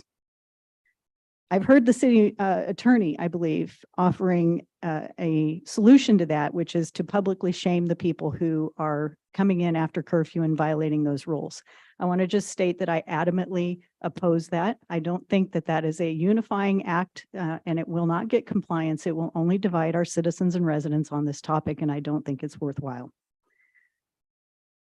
On the 100 low lead issue, pilots want to remove lead from their aircraft and from the fuel as well. There's many, many reasons behind that. There seems to have been a lot of weight given to the Reed Hillview study. We recently hosted an expert speaker at our chapter meeting with 35 years of experience in the oil and gas field. He informed us that there were many other sources of lead contamination, as you, Mr. Marchand, also mentioned last meeting. I would recommend to the council that before pursuing any action of removing low lead from or removing our leaded fuel from the airport, that you pursue expert information and experts to guide you on that discussion. And then I would promote, as others have, the Five Rivers Aviation pursuing offering in tandem the leaded and the low leaded fuel so that pilots can safely transition from one to the other. The bottom line is we are close to having a low leaded fuel or unleaded fuel available, and we just need to make sure we do it safely. Thank you. Next speaker is Doug Mann, followed by Victoria Holt, followed by Mark. So it does appear that there's a whole lot of content that needs to be added and changed in this policy. I really sincerely ask you to continue this item, not for just one council meeting. Give it a couple of months. It's been 13 years since we had this policy done before. What's a couple of months difference going to make? And Councilmember Kick, I especially like your question because it's the same question I had. And I feel like these guys kept saying, well, you can't really sell it right now or something. No, unleaded fuel right now is available in quantity. And, the pilots will get the same experience, just as the previous, speaker said, go ahead and start selling it. And you should require that. And they'll get the same experience that we get at the pump. The low octane is cheaper. And, for planes that can use it, they'll buy the cheaper stuff. That's what I do in my family car. But then in my race car, I have to put premium in it. And I don't like paying the extra money, but I have to do it because that's what it needs. The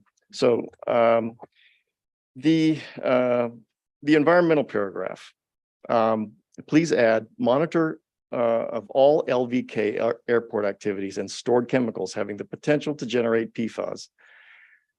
Complete the EPA 32 standards tests and report these findings to the city and the public. Add, identify and remove all sources of airport PFAS, previous sources, ongoing sources, and potentially new sources of PFAS.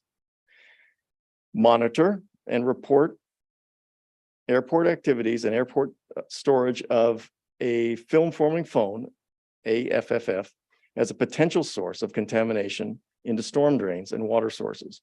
Report findings to the city and the public. Also add, require monitoring and reporting of current diesel emissions at the airport, especially PM 2.5, PM 10, NOx, NO2, including emissions by the hangar, diesel generators, and diesel equipment. Add, reduce, and eliminate airport practices and diesel equipment that violate clean air standards of 2017 and federal ambient air standards. Tri-Valley is a non-attainment air basin. Social paragraph, pages 3 and 37. Add, provide activities that will allow questions and feedback. And add, public engagement must address potential impacts. Paragraphs 337 again, C. Rewrite the first sentence. Development of airport land and improvements shall only occur in response to existing aviation demand and based on tangible evidence. Point number 2 of 2010. Thank you. Next speaker is Victoria Holt, followed by Mark, followed by Terrace Keeper.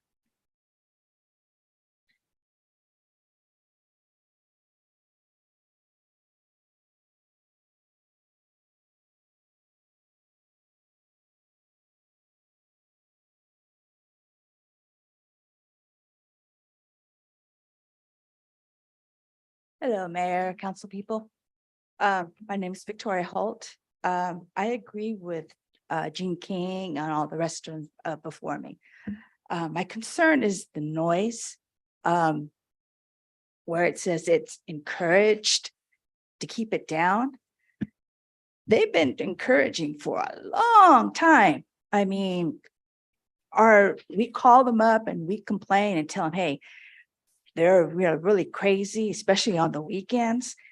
I don't see how you're going to encourage these people to get to lower. It has to be a little more aggressive. I mean, if you're speeding up and down the streets in your car, the police are going to come out and give you a ticket. These people that are coming in and hot dogging during the weekends, sometimes during the week, it really needs to be addressed. It scares me when it says that it's encouraged. I mean, like I said, they've been encouraging it and nothing's being done. We've called and make the complaints and nothing's being done. So if you can put that a little bit more into the policies, that would help a lot. And that's it. Thank you. Next speaker is Mark, followed by Terrace Keeper, followed by Gia Keeper.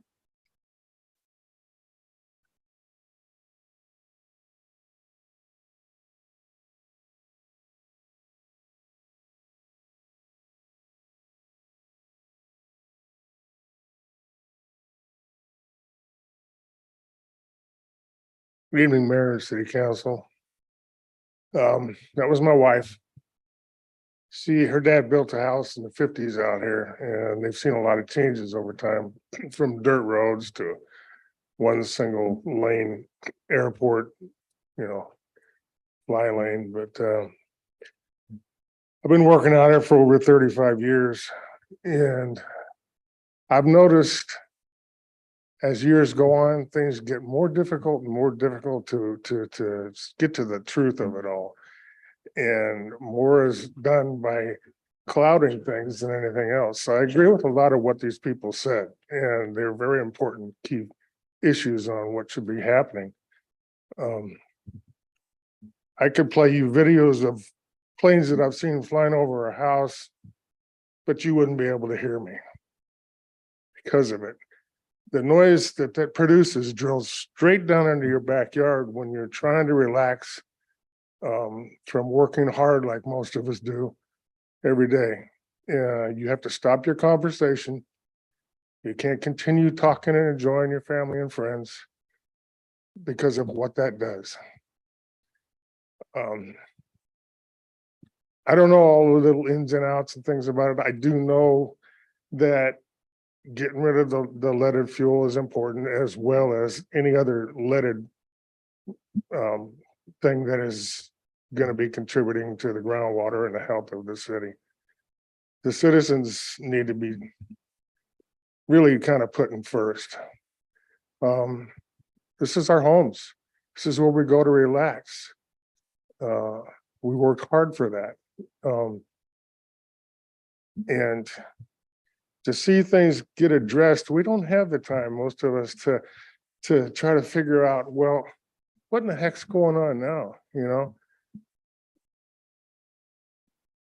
And then have it change and hear a little bit about it. It just seems like year after year, things get longer and more drawn out to get to the truth and a correct answer about it. When there's other people in other cities and other states and other countries that are way ahead of us on some of these things.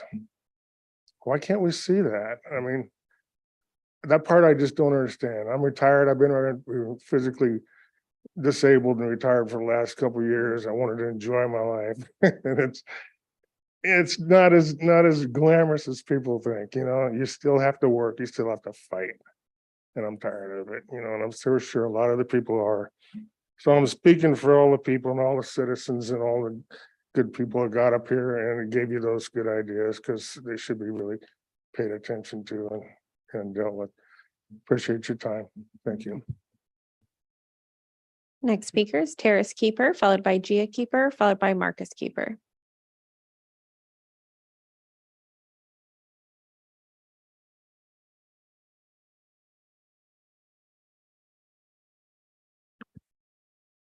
Hello, everyone. My name is Taras Kuiper. We have a wish list for the airport that supports clean, quiet aircraft that thousands of people here in the Bay Area are working on. Solar-powered charging infrastructure for electric aircraft, solar-powered green hydrogen infrastructure for fuel cell powered aircraft, renewable production of renewable electricity for the airport and beyond, and modern facilities and training centers for people working in modern aviation. All of this would make our airport cleaner, greener, quieter, and an example for future-oriented education. None of this is compatible with blocked airport development. Stopping airport development or limiting it to existing facilities in need of significant rehabilitation, improvement, or replacement would mean to freeze it in a condition that seemingly no one wants to change. In a condition that seemingly everybody wants to change. Thank you. Next speaker is Gia Kuiper, followed by Marcus Kuiper, followed by Pete Sandu.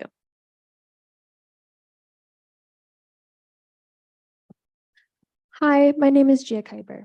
For decades already, all development in aviation is focused on making aircraft more efficient and environmentally friendly and quiet. And since the 1970s, there has not been one example of an airplane that is not more efficient and quieter than its predecessor. In the last 5 years, the pace of this development has increased massively and it is irreversible. Now there is an EAA chapter youth group building an electric aircraft at Livermore Airport. That would have been unthinkable just a few years ago. But the transition to clean aviation needs new modern infrastructure.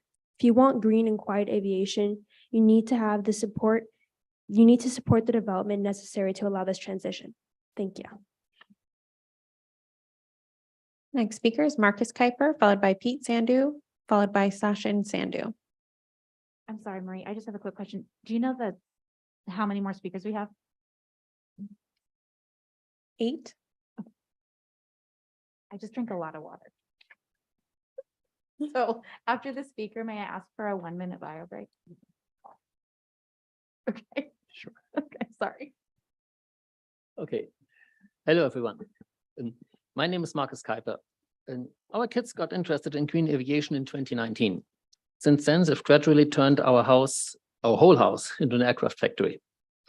They are now building one electric aircraft at home and another one at the airport with members of the youth project of the local EAA chapter. They are also participating in industry conferences and symposiums. A major theme there is the infrastructure required for clean and quiet aviation. There are projects currently underway all over the world, and over time, our kids have naturally developed their own concept for what they would need in an ideal local airport that supports green aviation. Our son just explained that. They then they made their wish list, cut it down by 80%, and approached Mr. Zandu to try to get the local FPO 5 Rivers to look into the possibility of installing solar powered chargers for electric aircraft and green hydrogen supply for fuel cell powered ones. I've rarely seen them as enthusiastic as after this meeting. And they learned that 5 Rivers wants to transition the airport as far as possible to solar powered green energy that would surpass every other project that our kids have internationally ever heard about. Green transformation would mean CO2 free and quiet aviation for everybody. Blocking or delaying that airport development would mean locking in the old technology while locking out the new and quiet one that's coming, would be coming if we can get the airport modified. Thank you for your time. Okay, so we're going to have a point of personal privilege here. Take a couple minute break here.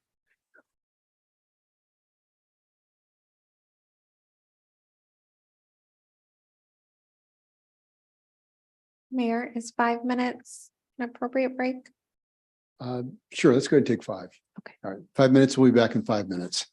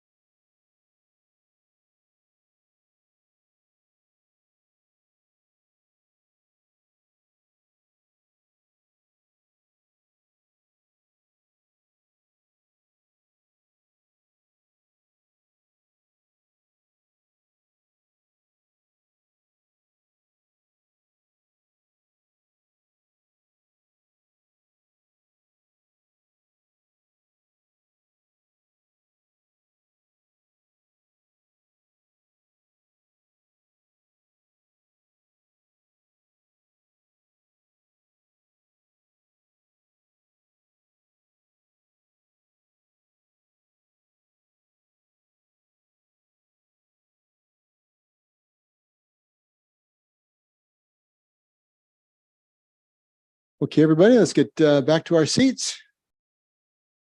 And Mayor, TV 30 will count you in as soon as you're ready. TV 30 will count you in as soon as you're ready.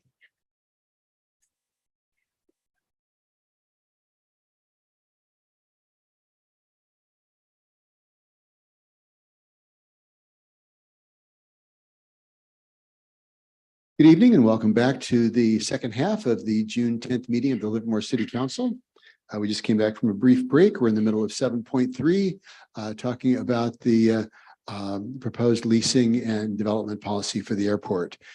Next speaker we have is Pete Sandu. Hi, good evening, and thank you. There seems to be a lot of consternation about this policy. And there's a lot riding on this policy, making sure that it's successful. But what does that mean for this policy to be successful? What we're trying to do here is ensure that any future development at the airport is compatible with the community. What does that mean? Less noise, right? Less noise, less pollution. So a lot of effort has gone in to make sure this policy is comprehensive, airtight, no loopholes, no corner cases. Many of the people in this room are very anxious about possible leaks in this policy, like wait a couple of months, look again, make sure we didn't miss anything, right? But a better solution would be to find a project that is compatible with the community, does address the noise, does address the pollution, and addresses it permanently. Once it's built, it's built. Once there's no more developable land at the airport, there's no worry about what comes next and who's going to propose what. We've been trying to propose a project for years that offers a facility for Los Positos Community College. They want to do an aviation maintenance technician program, great paying jobs for youth who grow up in this community, can afford to live in this community. We want to build a facility for unleaded fuel. And we have speakers saying that, hey, let's delay this policy, but we need the unleaded fuel now. Well, you can't build anything at the airport, including an unleaded fuel facility, unless you have a policy in place. Facilities for charging battery electric aircraft that are silent and non-polluting. Facilities for fueling hydrogen electric aircraft, again, silent, non-polluting. Facilities producing all of the fuel for these electric aircraft on the airport from renewable energy and from wastewater that would otherwise be dumped into the bay. Facilities for public service agencies, facilities to replace all of the diesel generators in and around the airport with hydrogen fuel cell generators that are silent and don't pollute. With this new policy, the city can choose to pull that lever back and kill any project that approaches the council. It could also pull that lever forward and support a project that it prefers. If the intention is to kill all of the projects, the FAA's version of builder's remedy is far more severe than the state laws for housing. And then you lose control. And that's not what we want to have happen here. What the city needs to decide is, do they want to jump on the project that's about to be presented to them as soon as this moratorium is over? Or cross your collective fingers, hold our collective breaths that a developer that's motivated enough to run through an arduous gauntlet will be providing a project that is more compatible with the community than this one. Thank you. Thank you. And I was remiss. The vice mayor had a question that she wanted to bring up. Oh, yes, I'm so sorry. I just wanted to invite, a couple of people came to speak to us about the policy during the break. And I invited them to speak at public comment. So if they didn't have a chance, I'm hoping we can let them. I just didn't find it appropriate to discuss something I'm about to vote on after public comment when they approached me privately. Is that possible if they would like to ask me the same question in the public? I would just need a blue card from them, which can be found at the entrance. You may submit a blue card if you want to ask me the same questions that you asked up here. I just didn't want to go out of policy. So if you still want to ask a question, please feel free. I wasn't trying to be rude. I just want to make sure everyone hears the same questions and answers. Thank you. I have a quick question for Mr. Sandu. And council questions, you don't have to answer if you don't want. But my question would be, with the equipment you currently have, are you able to sell unleaded fuel? No. And the reason is that I can't mix the leaded fuel with the unleaded fuel. It's not so much that the leaded fuel is contaminating, and that's usually the case. What the problem is, the unleaded fuel is contaminating. Currently, while UL 94 is available, each and every operator needs to buy a license to legally use it. So it's against the law to accidentally or intentionally put in UL 94 into an airplane, even if it works just fine with it, until you do the necessary crazy FAA bureaucracy paperwork. That's something that Congress is putting pressure on them right now to resolve, and that would be fantastic. We would like to offer the 94 octane to anybody that wants to use it, and eventually the 100 octane unleaded to anybody who wants to use it. And when that's available, there's no need to have leaded fuels. If you don't need a license to use it, and it's 100 octane, every airplane that's available that exists today that uses leaded fuel could use it. We're just working on some of the bureaucracy that should be resolved. In fact, part of the FAA reauthorization bill puts some extra emphasis on that. Thank you. Thank you. Next speaker is Sachin Sandhu, followed by Serena Sandhu, followed by Zoom speaker Carol Silva. Thank you and good evening. I'm Sachin Sandhu, and I work on a number of projects at the Livermore Airport, one being the Youth CRE build, which is run by the EAA chapter that is out of Livermore. So a few things about the CRE build is that we have great mentors and a great team building this airplane, which is an incredible opportunity, especially because it's free to join for any member, for any youth that would like to.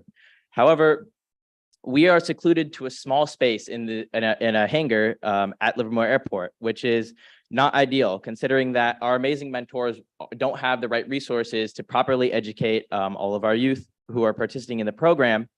And there are a lack of tools and technology to be able to build this aircraft with with the greatest experience that they can for all of the youth. And on top of that, there are a lot of other youth programs such as Civil Air Patrol and Young Eagles and Robot Garden who all also share a facility and don't have the right resources to be able to run their programs at the best efficiency and with the greatest experience for all of the youth. And so the significance of developing a youth or a dedicated area for youth to be able, or dedicated education center for these youth with the proper tools and technology would be that all of the educators would have the tools to educate the youth properly and be able to share space with the groups and learn from each other. Because I believe that one of the greatest parts of teaching is community and being able to dip your toes into all the other organizations and activities that are going on at Livermore Airport, and that might not be available to someone just passing on the street or in one of these other organizations. And so I think that developing a space for all these groups to be able to work in with the right technology is extremely important. And I urge the council to approve this policy and aggressively move forward in developing facilities for the youth programs. I yield the rest of my time. Thank you. The next speaker is Serena Sandhu, followed by Zoom speaker Carol Silva, followed by Ron Basket. Good evening. My name is Serena Sandhu, and I'm a rising junior at University of California, Berkeley, studying mechanical engineering. I bring this up because engineering, the airport, and all the resources available at the airport have been a huge part of my preparation to go into a very rigorous curriculum with lots of people who are much more experienced than I am. I would like to point out, first emphasizing what my brother said, that Robot Garden is currently in a tiny room in the airport, and I'm working at the airport this summer on engineering projects. They have a 3D printer. I've been working on that 3D printer every single day for the past 2 months, and only today was the first time I saw another kid in there. And this is an organization that is meant for other youth to be using, and they are not able to use it because there's not a community center available. Additionally, Civil Air Patrol, which is all primarily engaged with youth, is outside practicing at night in the light of the hangar, and they also don't have a facility available. In addition, just like my brother mentioned, the EAA is just in a conference room, and all these facilities are sharing the same space on different days. At the last chapter meeting that I went to, I only saw, besides my brother and I, 4 other kids there, 2 of which came and actually spoke today. And one of the other girls who was there went to a Young Eagles flight and was interested in aviation and had to come back and attend this meeting just to ask if there was anyone who could be her flight instructor. And I think that at an airport, there should be an organized space where youth like that who are interested, who have the passion for this, can express this interest and find the opportunities that are available. They are just not organized in a nice manner as there would be with a community center. But what I really want to emphasize is that as a mechanical engineering student at Berkeley, and especially as a girl, I am extremely outnumbered in my classes. I'm not one really to focus on that, but I've definitely noticed it. And I consider myself a pretty confident and outgoing person, but going into those classes, I have been extremely intimidated by the experience I've seen.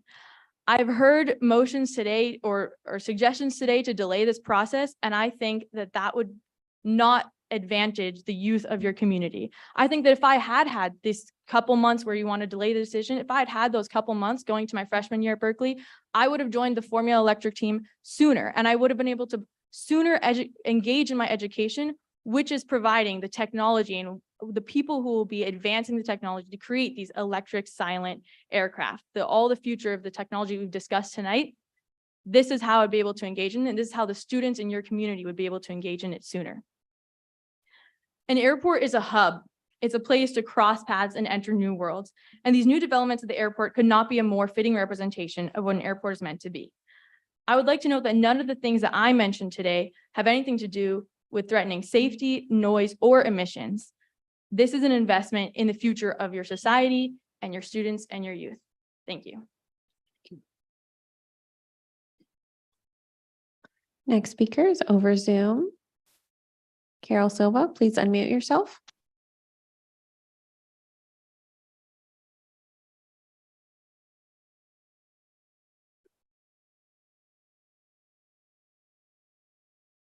Carol Silva, please unmute yourself.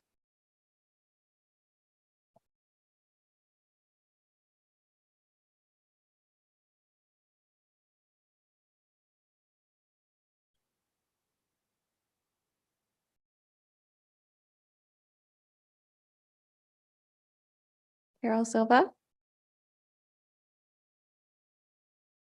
Here, I'm going to move on to the next Zoom speaker. We can try again in just a moment.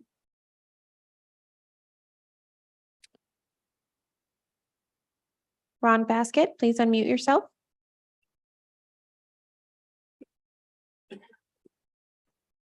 Yes, hello, good evening. Excuse me.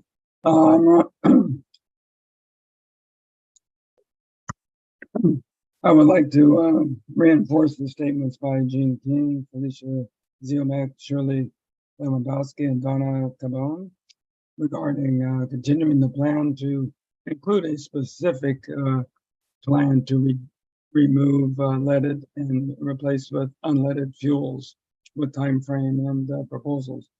In addition, I think it's a good idea in parallel to conduct an assessment of the total environmental lead exposure in the vicinity of the airport so that we can quantitatively know to a certain degree the benefit of removing lead.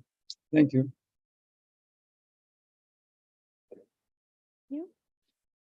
Carol Silva, you are unmuted.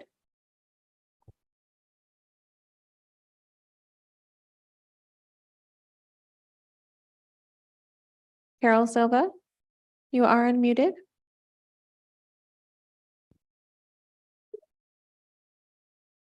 Mayor, I'm sorry, Carol Silva seems to be having technical difficulties, but she is our final speaker.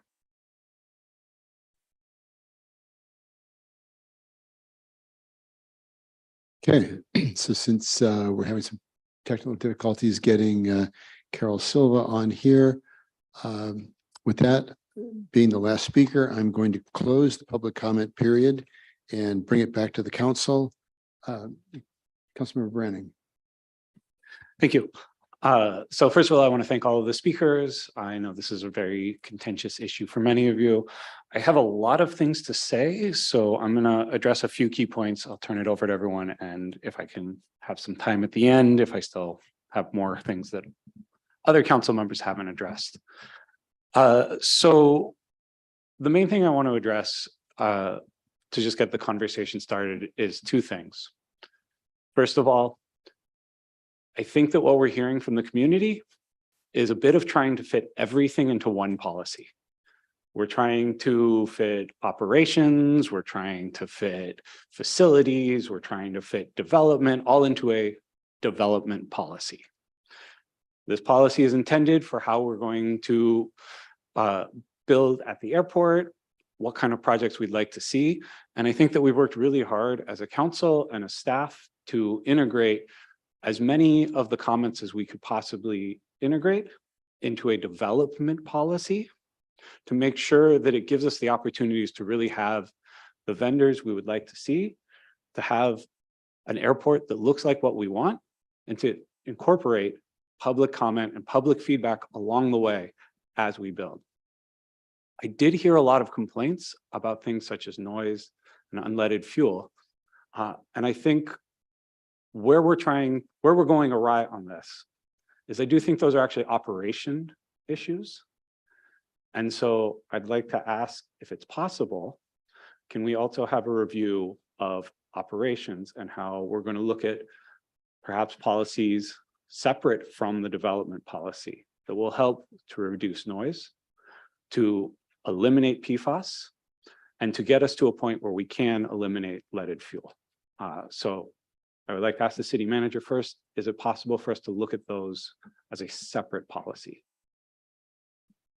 Through the mayor, Councilmember Brenning, I'm not sure. I mean, some of those things, as you mentioned, are operational. They're already guided by relevant federal and state and local regulations. I'm not sure if this would fall necessarily under policy, but we're happy to provide the city council and the community online an update on how we're dealing with some of the issues that were brought up. I think that would work to get an update and to look for feedback if there are areas that we think could be improved. So with that said, the other thing I really want to make sure that's very clear as we're moving forward is what we had before was basically a lack of any policy. And so we were guided by very general and vague rules. What we have now is a temporary moratorium. And I don't think a temporary moratorium will hold for any developer determined to come in and build at the airport. If we try to continue this item endlessly and keep pushing it back, I understand that there are people who are going to be upset by us moving forward with the development policy. However, the policy gives us more control over what will be at the airport than what will happen if a determined developer comes in and goes through the FAA to try to force the issue. So when we say, when I hear calls asking for us to continue this item for months, I believe that opens us up to exposure. I believe what we have in this policy is something that really gives us the opportunity to choose what we build at the airport. And the most important thing to me as a former planning commissioner was that I did not want to end up in a situation where we are told what to build at the airport. I wanted to make sure that along the way in this policy, we always had a choice. Everything that is built at the airport going forward will be an active choice. You will have input as a community, council will have say on it, and so there will be nothing that happens accidentally. So the concerns that everyone has brought up are things that we can consider and things that we can use going forward to make sure that the airport looks like we want. Staff can help reinforce policies to help reduce noise as is, because it's clear from the community feedback that noise and pollution are concerns now, not with future building. And so I want to make sure that's clear and guides my thoughts on this policy. I have specifics I'd like to come back to, but I don't want to monopolize all the time. So I'll turn it over to the other council members. Yeah, let me thank folks for spending another night with us talking about this. Yeah, I'm not interested in continuing this further because I think, you know, we've been on a moratorium now for, I think, nearly a year, something like that. And I think it's time that we make a decision this evening about moving forward with a policy that I think is much better than what we had a year ago. I would like to address a couple of points that I think I heard. I like some of the speakers tonight. I'm also a person doesn't like words that can be interpreted in various and sundry ways. And so I have a few things that I would suggest we consider. And I'm looking at so under environmental, there's a sentence in there that says there's something about from leaded to unleaded as it becomes feasible. I guess I'd like to make that more of an action sentence and say something like action to reduce air pollution should be taken to transition from leaded to unleaded fuel and leave out as it becomes feasible. I just think that's too wishy-washy. I mean, we heard tonight that it is possible. I mean, right now, one thing that's standing in our way is we have no development policy to implement unleaded fuel. So I would suggest that it is feasible. So let's just say should be taken to transition from leaded to unleaded fuel. Somebody mentioned an under function. They didn't like the word encourage. I don't either. Let's just say development of airport land and improvements is to occur rather than encourage people. Let's just say that's what we're going to do. Under visual,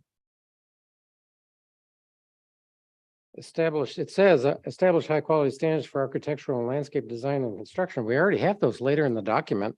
So why don't we just say replace established with adhere to or something like that? I mean, the standards are already in the document, right? Down below. So we don't need to establish them in this sentence, just they're in the document. Let's adhere to those standards. And the last thing I wanted to, it says, well, one thing that I sort of don't like is the use of the same word twice in the sentence. So you've got development twice in there. So I would say this policy establishes standards that are consistent with airport development priorities and so on.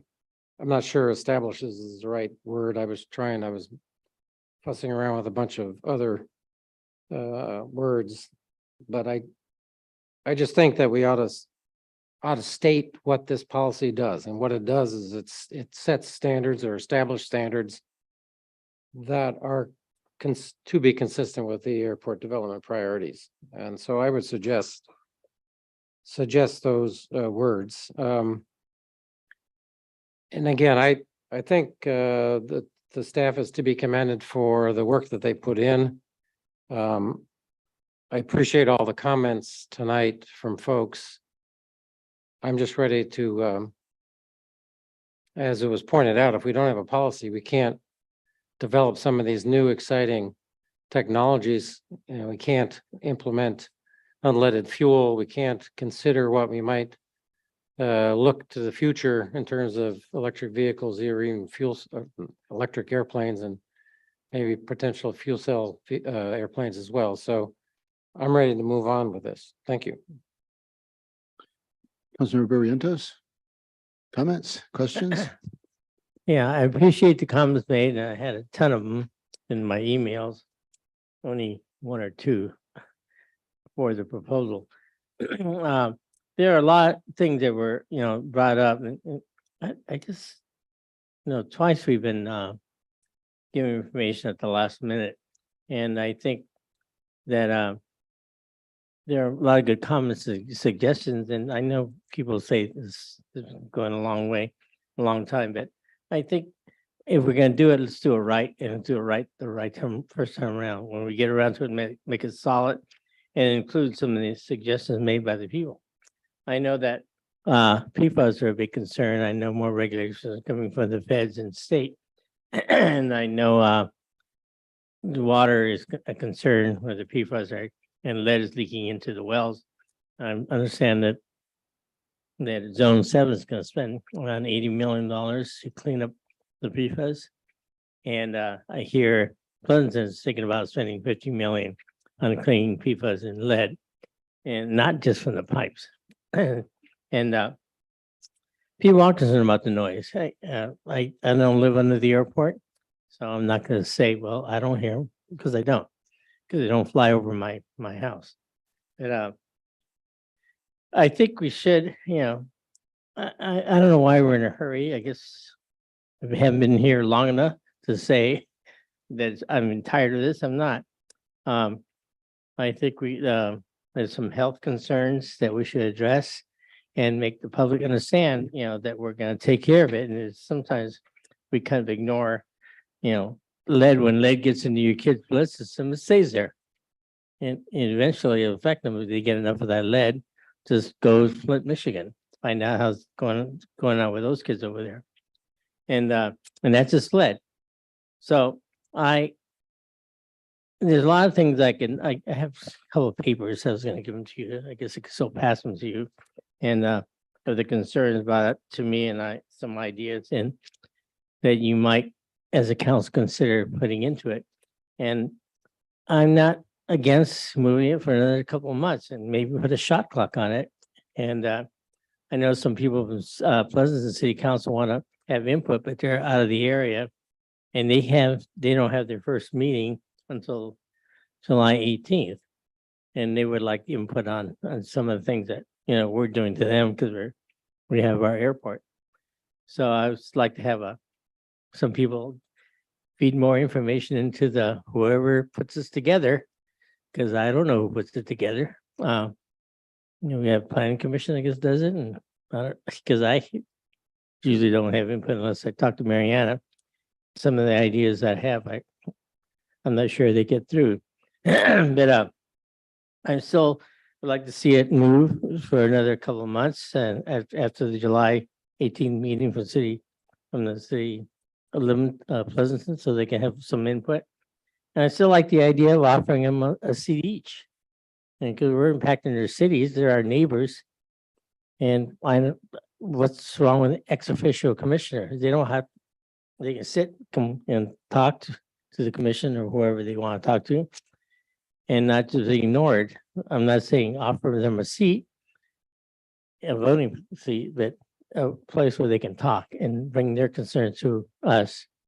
And so I like to see it and have it continue for another couple of weeks. But it doesn't have to be months, and see what we can do and what we can add to please some of the people that are concerned about the noise and PFAS. And if we can add something to help them alleviate their concerns, I think we should listen to them. So that's what I think. I would like to see it moved and continue for another couple of weeks and put a shot clock on it. That's the term I've been hearing lately. Until after the July 18th, whatever our next meeting is after that, and then I'll vote for it. Because I think by then we should have enough time to get the information we want in there and adjust some of the wording and some of the things that we need to put into it. That's it. Oh, yeah. Well, I'd like to make a motion to continue. Yes. Well, yeah, I don't believe it was. Did you intend that as a motion? Yes. To Okay. continue until after July 18th, whenever our next week, and some more input from people, and to incorporate some of the ideas. I know we can't get everything. Well, because. And Good. so, yeah, is that enough? Because Pleasanton did provide comments, and then we incorporated their comments in this iteration.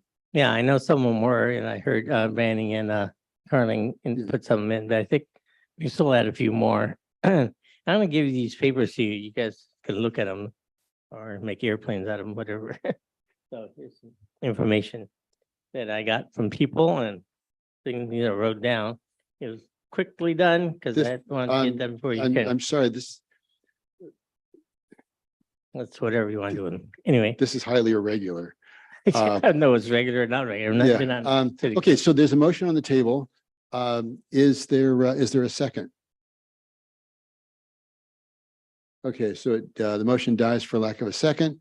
With that, if you're finished with your comments, Councilmember Barrientos, I'll hand it over to Vice Mayor Kick for your comments. Sure. Jason, this is gonna sound weird, but I promise I have a point. What kind of government structure are we? You're a local government and a municipal corporation. Are we a strong mayor government or a council manager government? Careful. You're a city manager form of government.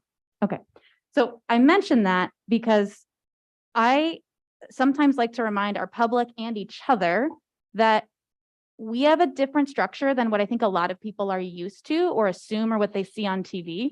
So when I see someone to ask for something to be continued that I don't believe is going to result in significant changes to significantly serve public safety or public health, I see our residents asking to waste our city council, our city staff's time.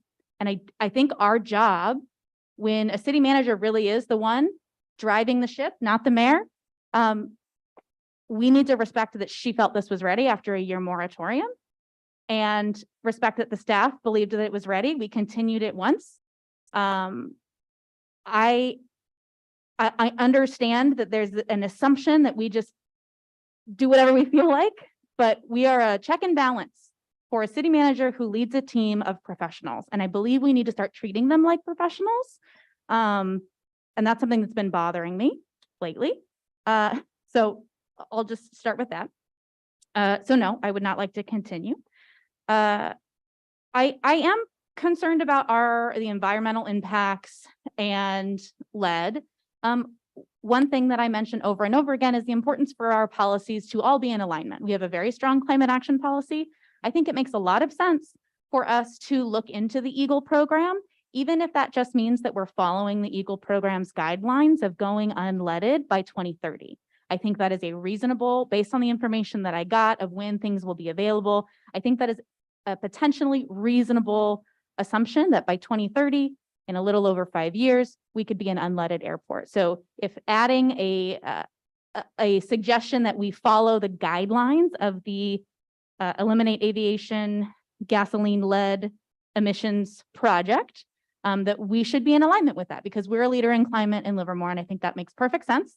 It does give a timeline, and it is following FAA standards and regulation.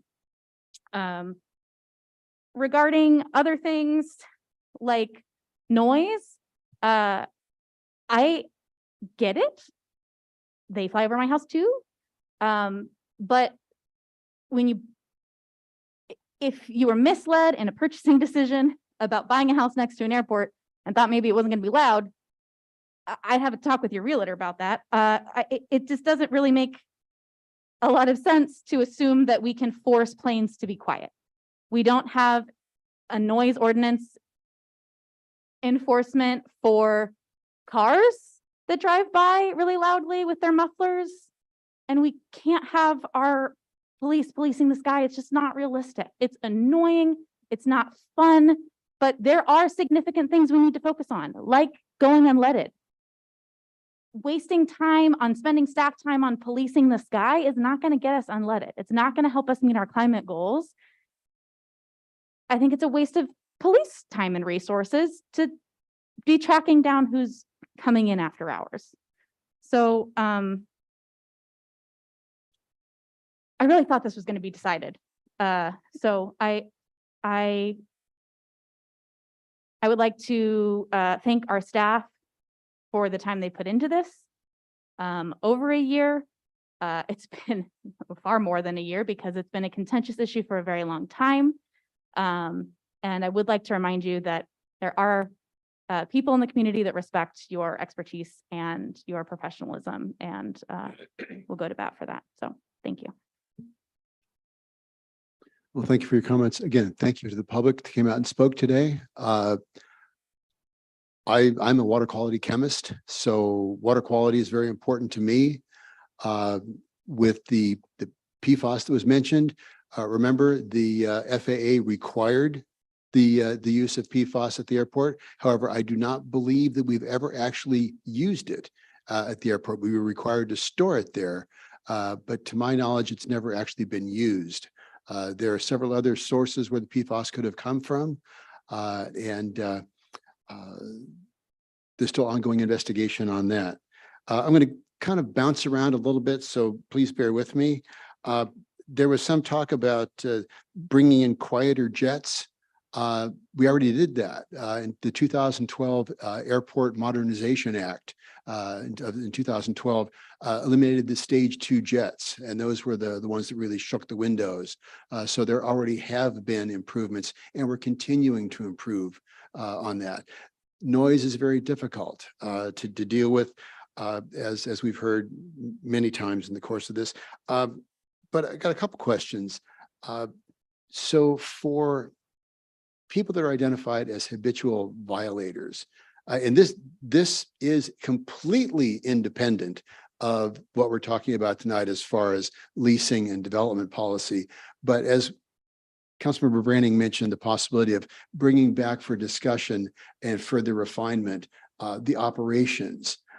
Is it possible to put within the leasing agreements for hangars that they could, habitual offenders could risk not having their hangar leases renewed if they continually or repeatedly fly outside of the curfew? That's something for the city attorney to come back and opine later. But that's a question that I have. Where do we have some teeth that we can use? And the hangar lease would be one possibility.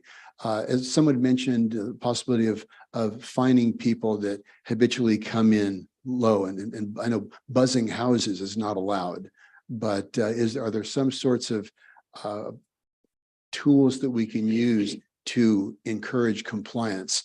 Again, I would like the city attorney to come back, and a memo would be fine. We don't need to agenda that, but just a memo for for information. A lot of people were very concerned about these projects would be approved before they were made public. A question for the city manager or Mr. Spence. Could you define the difference between an MOU, a memorandum of understanding, and a development agreement?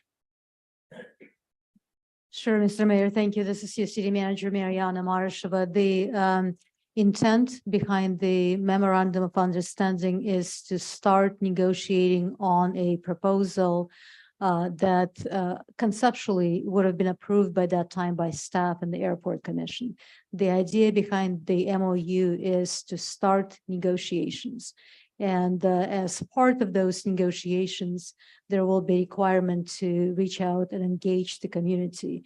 And once that requirement is met, then the project will be brought forward to the Planning Commission and or the City Council for ultimate approval. Okay, so and that would so the development agreement comes after the MOU is considered. Okay, and on Exhibit A, the page 153 of the packet, it says the public engagement plan shall be prepared by an independent third-party consultant paid for by the applicant and contracted by the city and is subject to review and approval by the city. So we have to be satisfied. It's not just a person standing out handing leaflets at a corner. It has to be a wide-ranging engagement plan that achieves the goals and objectives of informing the public and encouraging public input. Is that correct? Okay. That is correct. Let's see. Again, we've already committed to moving for unleaded already, but it's kind of a chicken and egg thing. We need to have new development to bring in the unleaded fuel, and we can't do that until we modify the development policy. So I think that this gives us the opportunity to achieve many of the goals that we're trying to accomplish.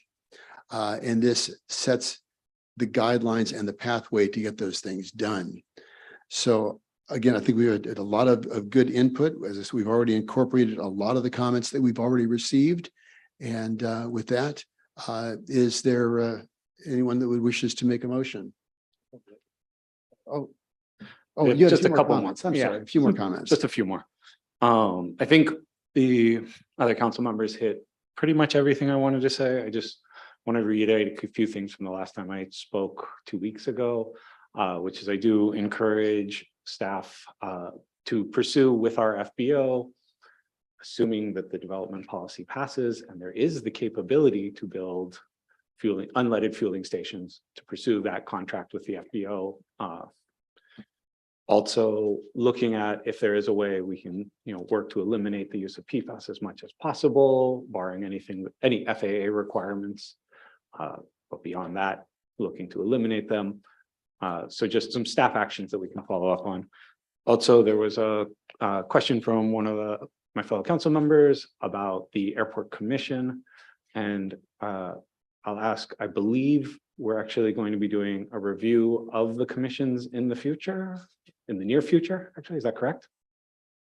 That is correct. I believe that discussion is going to take place later tonight under matters for consideration. Yeah. So reviewing the commissions generally has been something that's very important to me. And I think the development policy does not necessarily have to do with the commission structure. So I think that's two separate things. And so those are just a couple of points I wanted to touch on. Again, for everyone in the audience, I just want to reiterate that I do think that having a development policy gives us the choices to build the airport that we would like to see. Not having the development policy allows others to choose how the airport will develop in the future. And I want to see an airport that works for everyone in our community. And I want to make sure that we're working as good neighbors for everyone. With that, I'm prepared to make a motion. No. Then I would move staff's recommendations with Councilmember Carling had a couple of just small grammatical changes to make. So I would move staff's recommendations with those grammatical changes. Okay, is there a second? Can I make a friendly amendment? Yeah. Before I'll ask staff, is it feasible or do you believe it makes sense to add our commitment to the Eagle 2030 standard for unleaded fuel? Or does it maybe not fit here and maybe it fits in our climate action policy? So I would say, and without having a chance to consult with staff directly, I would say we're probably getting to a level that's a little more granular, just in case there are other opportunities and other programs for us to transition, including working with our FBO. So if possible, I would like to not mention any specific projects and just give staff authorization as you have through the policy to continue pursuing the unleaded fuel as soon as possible. great. Can I ask for at least a memo looking into the program and giving us more information about that? Awesome. Absolutely. So I will second Branning's motion as stated with Carling's fixes. And if I may ask before the vote, mayor and council members to also add the provision authorizing the city manager to approve any non-substantive changes. We have noticed a couple of typos. So many people have touched this policy. So if you could include that with your authorization, that would be good. I'll make a, That's versus whiches. I'll make a friendly amendment that grammatical errors may be fixed at the city manager's discretion. Non-substantive changes. Thank you, Vice Mayor. I'd also inquire whether the motion and the second also incorporates the mayor's request, the city attorney's office do research on habitual offenders and any tools we can add to the lease, as well as tools for addressing low-flying aircraft. It can prepare those research memorandums. Okay, so that is separate from the policy. So I would maybe I'll make a separate motion for that. Very good. Thank you. Because that is separate from the policy and it's not part of that. So I will make a second motion for that. Excellent. Thank you. Keep it clean.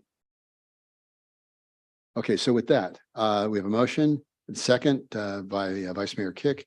Roll call. Any further consideration or comments on the motion? Okay, roll call, please.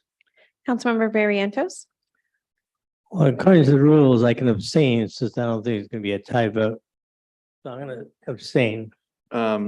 The rules of procedure, since when a council member participates in a discussion, if they abstain, No.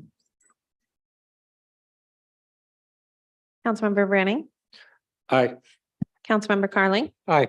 Vice Mayor Cake, Aye. Mayor Marchand. Aye. Okay, second motion. I would like to have the city attorney research the potential tools that we can use to ensure compliance with the airport operations. One would be to look at the possibility of terminating a lease agreement for hangars for frequent violators for noise, for violating the curfew, and also potential for fines for low-flying aircraft and aircraft that are say buzzing houses, as the vernacular goes.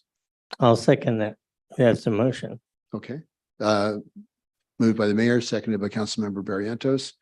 Any comment on the motion? Okay, roll call, please. Councilmember Barrientos, Aye. Councilmember Branning, Aye. Councilmember Carling, Aye. Vice Mayor Cake, Aye. Mayor Marchand. Aye. Okay, very good. On to, thank you very much for all your comments tonight. We'll move on to the council committee reports and matters initiated. Councilmember Barrientos. This is what we, okay, well, you and I both went to this. Mhm. I just reporting on the graduation and promotion ceremony, the Livermore Pleasant Fire Department. It was great. I enjoyed watching the gentleman become fireman and sworn in. And I like their new the Chenk Award. And anyway, I appreciate that we got new firemen and promotions, and I enjoyed the ceremony. It was really good ceremony. Very good. Thank you. Councilmember Branning. Sure. Thank you. So aside from the items already in the supplemental package, I believe all of us were at the Teen Academy graduation just before this meeting. For anyone who hasn't heard of this, for particularly the younger members watching, because I know we have a very large 15 to 18-year-old audience out there. But I suppose for the parents, we have a Teen Academy. I believe we do it annually. Is that correct? Yes, annually. It's a really cool opportunity. It's similar to the Key to the City, but targets youth and then gives them opportunities also to work in the city with different staff. It's a really cool opportunity. It's really great. And they even get paid to do it, which is kind of awesome. So all of us were at that meeting just before, and it was really great. The other thing I would just like to check in with staff. There's been a couple of I would call them high-profile graffiti incidents recently, and I believe they were abated, and LPD was working on that. But I was just hoping that staff could possibly come back with a report on what we're doing to try to reduce graffiti and make sure that we're cleaning it quickly. Through the mayor, thank you, Council Member Branning. We will provide an update to the city council in one of our weekly reports that indicates activity over the last few months and our efforts to eradicate the graffiti, but also efforts to engage the force multipliers, police department volunteers to help with the enforcement. And just to follow with that, I do want to thank you and staff, as I brought this up, multiple times at this point in private meetings. And I do think it's something that the city has taken very seriously and done quite a bit of work to both improve our interactions with people who had a tagging incident, as well as improve our cleanup efforts. So thank you. Councilmember Carling. Thanks. On the 28th of June, I had a Stop Waste Board meeting. I had the pleasure, I guess, of being elected the president of the board.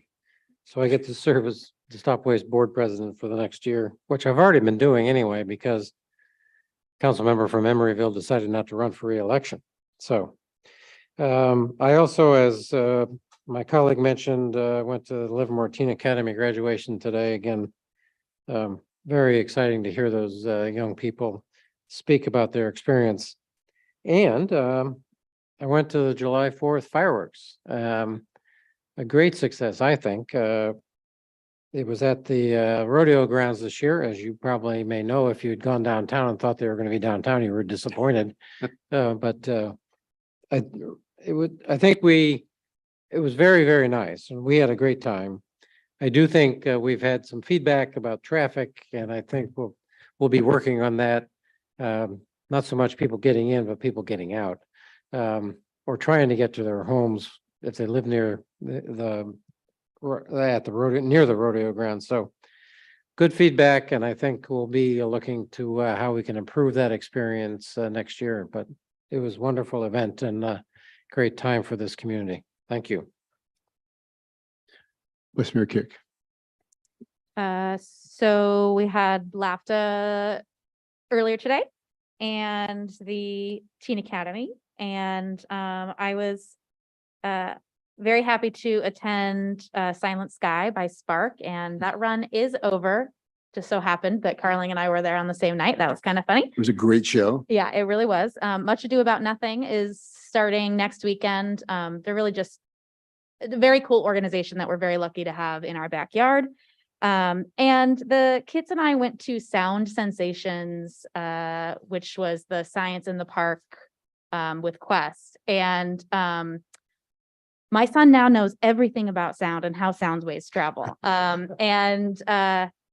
If you've ever met my son, you know, if he gets stuck on a topic, you'll just hear about it forever. So thank you, Quest, for that new obsession about sound. But it was a really nice time. I think the windy day scared some people away, but you know, inviting people to hang out with Quest downtown, they're doing some great things.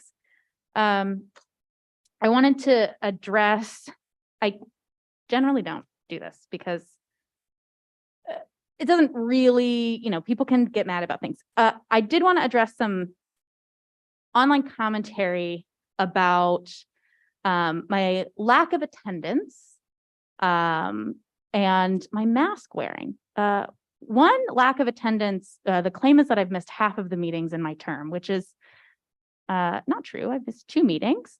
One I was sick and one was a previous family engagement that I had promised in 2020 and kept getting moved because we had COVID. So I think we all are aware people can miss meetings and we still have can show up and make decisions. I didn't think I'd be bothered about the mask thing or the assumption that I have some sort of horrible illness and I must be unfit to serve if I'm wearing a mask because I must be. First of all, anybody who has any disability can serve. So let's make that clear. My medical information has nothing to do with my ability to serve. And I started wearing a mask because my daughter was still choosing to mask at school. And so as her mother, it's my job to be a leader for her. I continued to wear a mask because my kids are always sick. And I sit next to you guys for a really long time, and I don't really think it's fair to share my germs. When my kids aren't sick and I'm up here, which to be honest is kind of rare, I continue to wear a mask because I've gotten emails from city staff members thanking me because sometimes when they're masking at work, they feel like they're the only one. And so right now, I continue to mask in a public setting as a leader because I want to make sure that any staff member or any community member doesn't feel like they're alone in their need for extra protection due to any sort of disability. So I just find it so strange we're still having this conversation about masks and to remember that we're people with full lives too. So just, you could have emailed me, could have just asked me a question. So that's all. Okay, thank you. Busy week as always. We dedicated the sign at the, a permanent sign, by the way, at the Livermore Amador Valley Garden Club for the Hanson Rose Garden, which is right there at the connection of Holmes and First Street. Hanson Rose Garden, it's the Livermore Amador Valley Garden Club that maintains that. They just do a wonderful job, and I certainly appreciate them and Rotary, which has also done quite a bit of work out there as well. So had the dedication out there on June 29th. at the groundbreaking with Councilmember Branning for the program for the all-inclusive care for the elderly. It's PACE. PACE is going to be coming to Livermore. It's a remarkable program. It really is. It allows seniors to stay in their homes.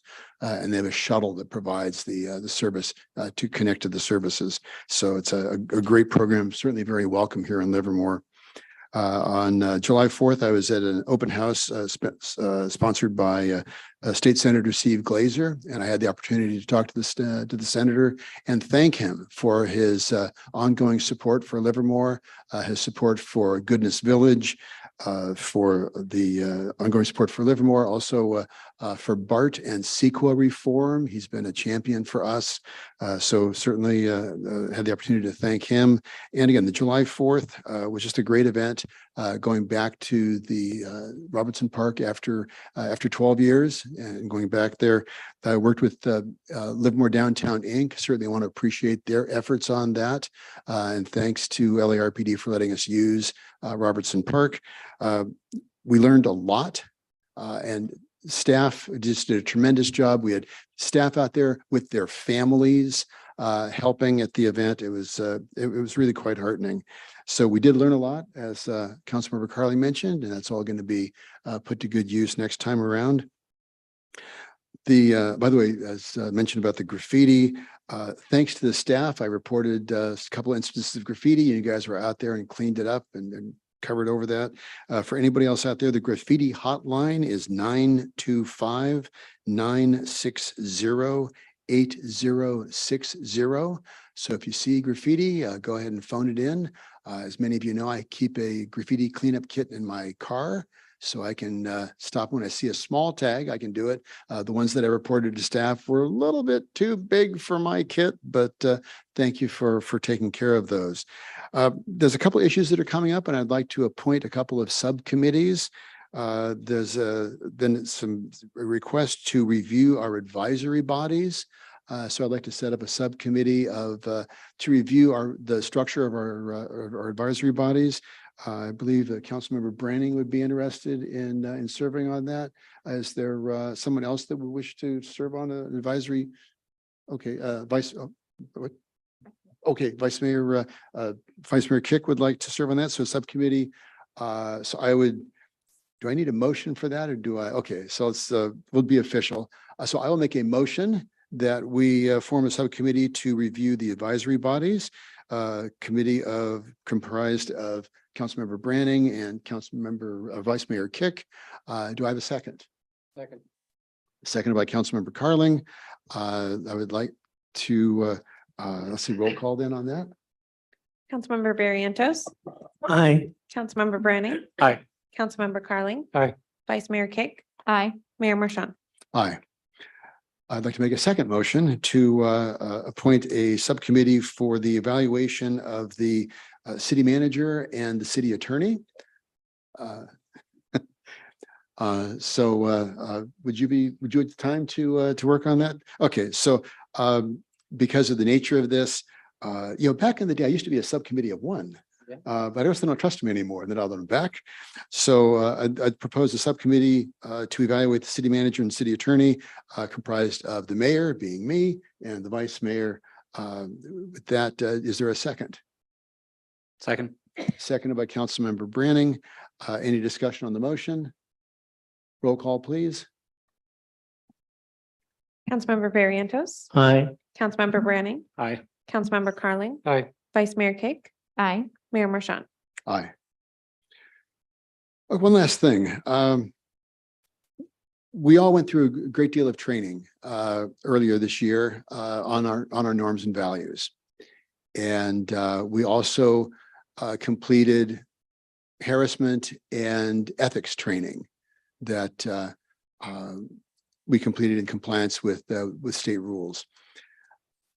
I would encourage all of us to take great care. We are elected to represent our community, and we need to hold ourselves to a higher standard, and we need to conduct ourselves with the highest professionalism, not only with each other here on the dais, but with our community as well.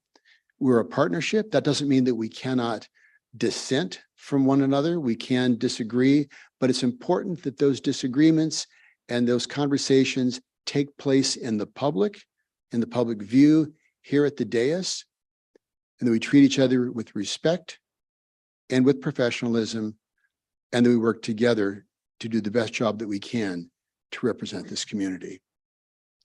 So with that, this meeting is adjourned. Thank you very much.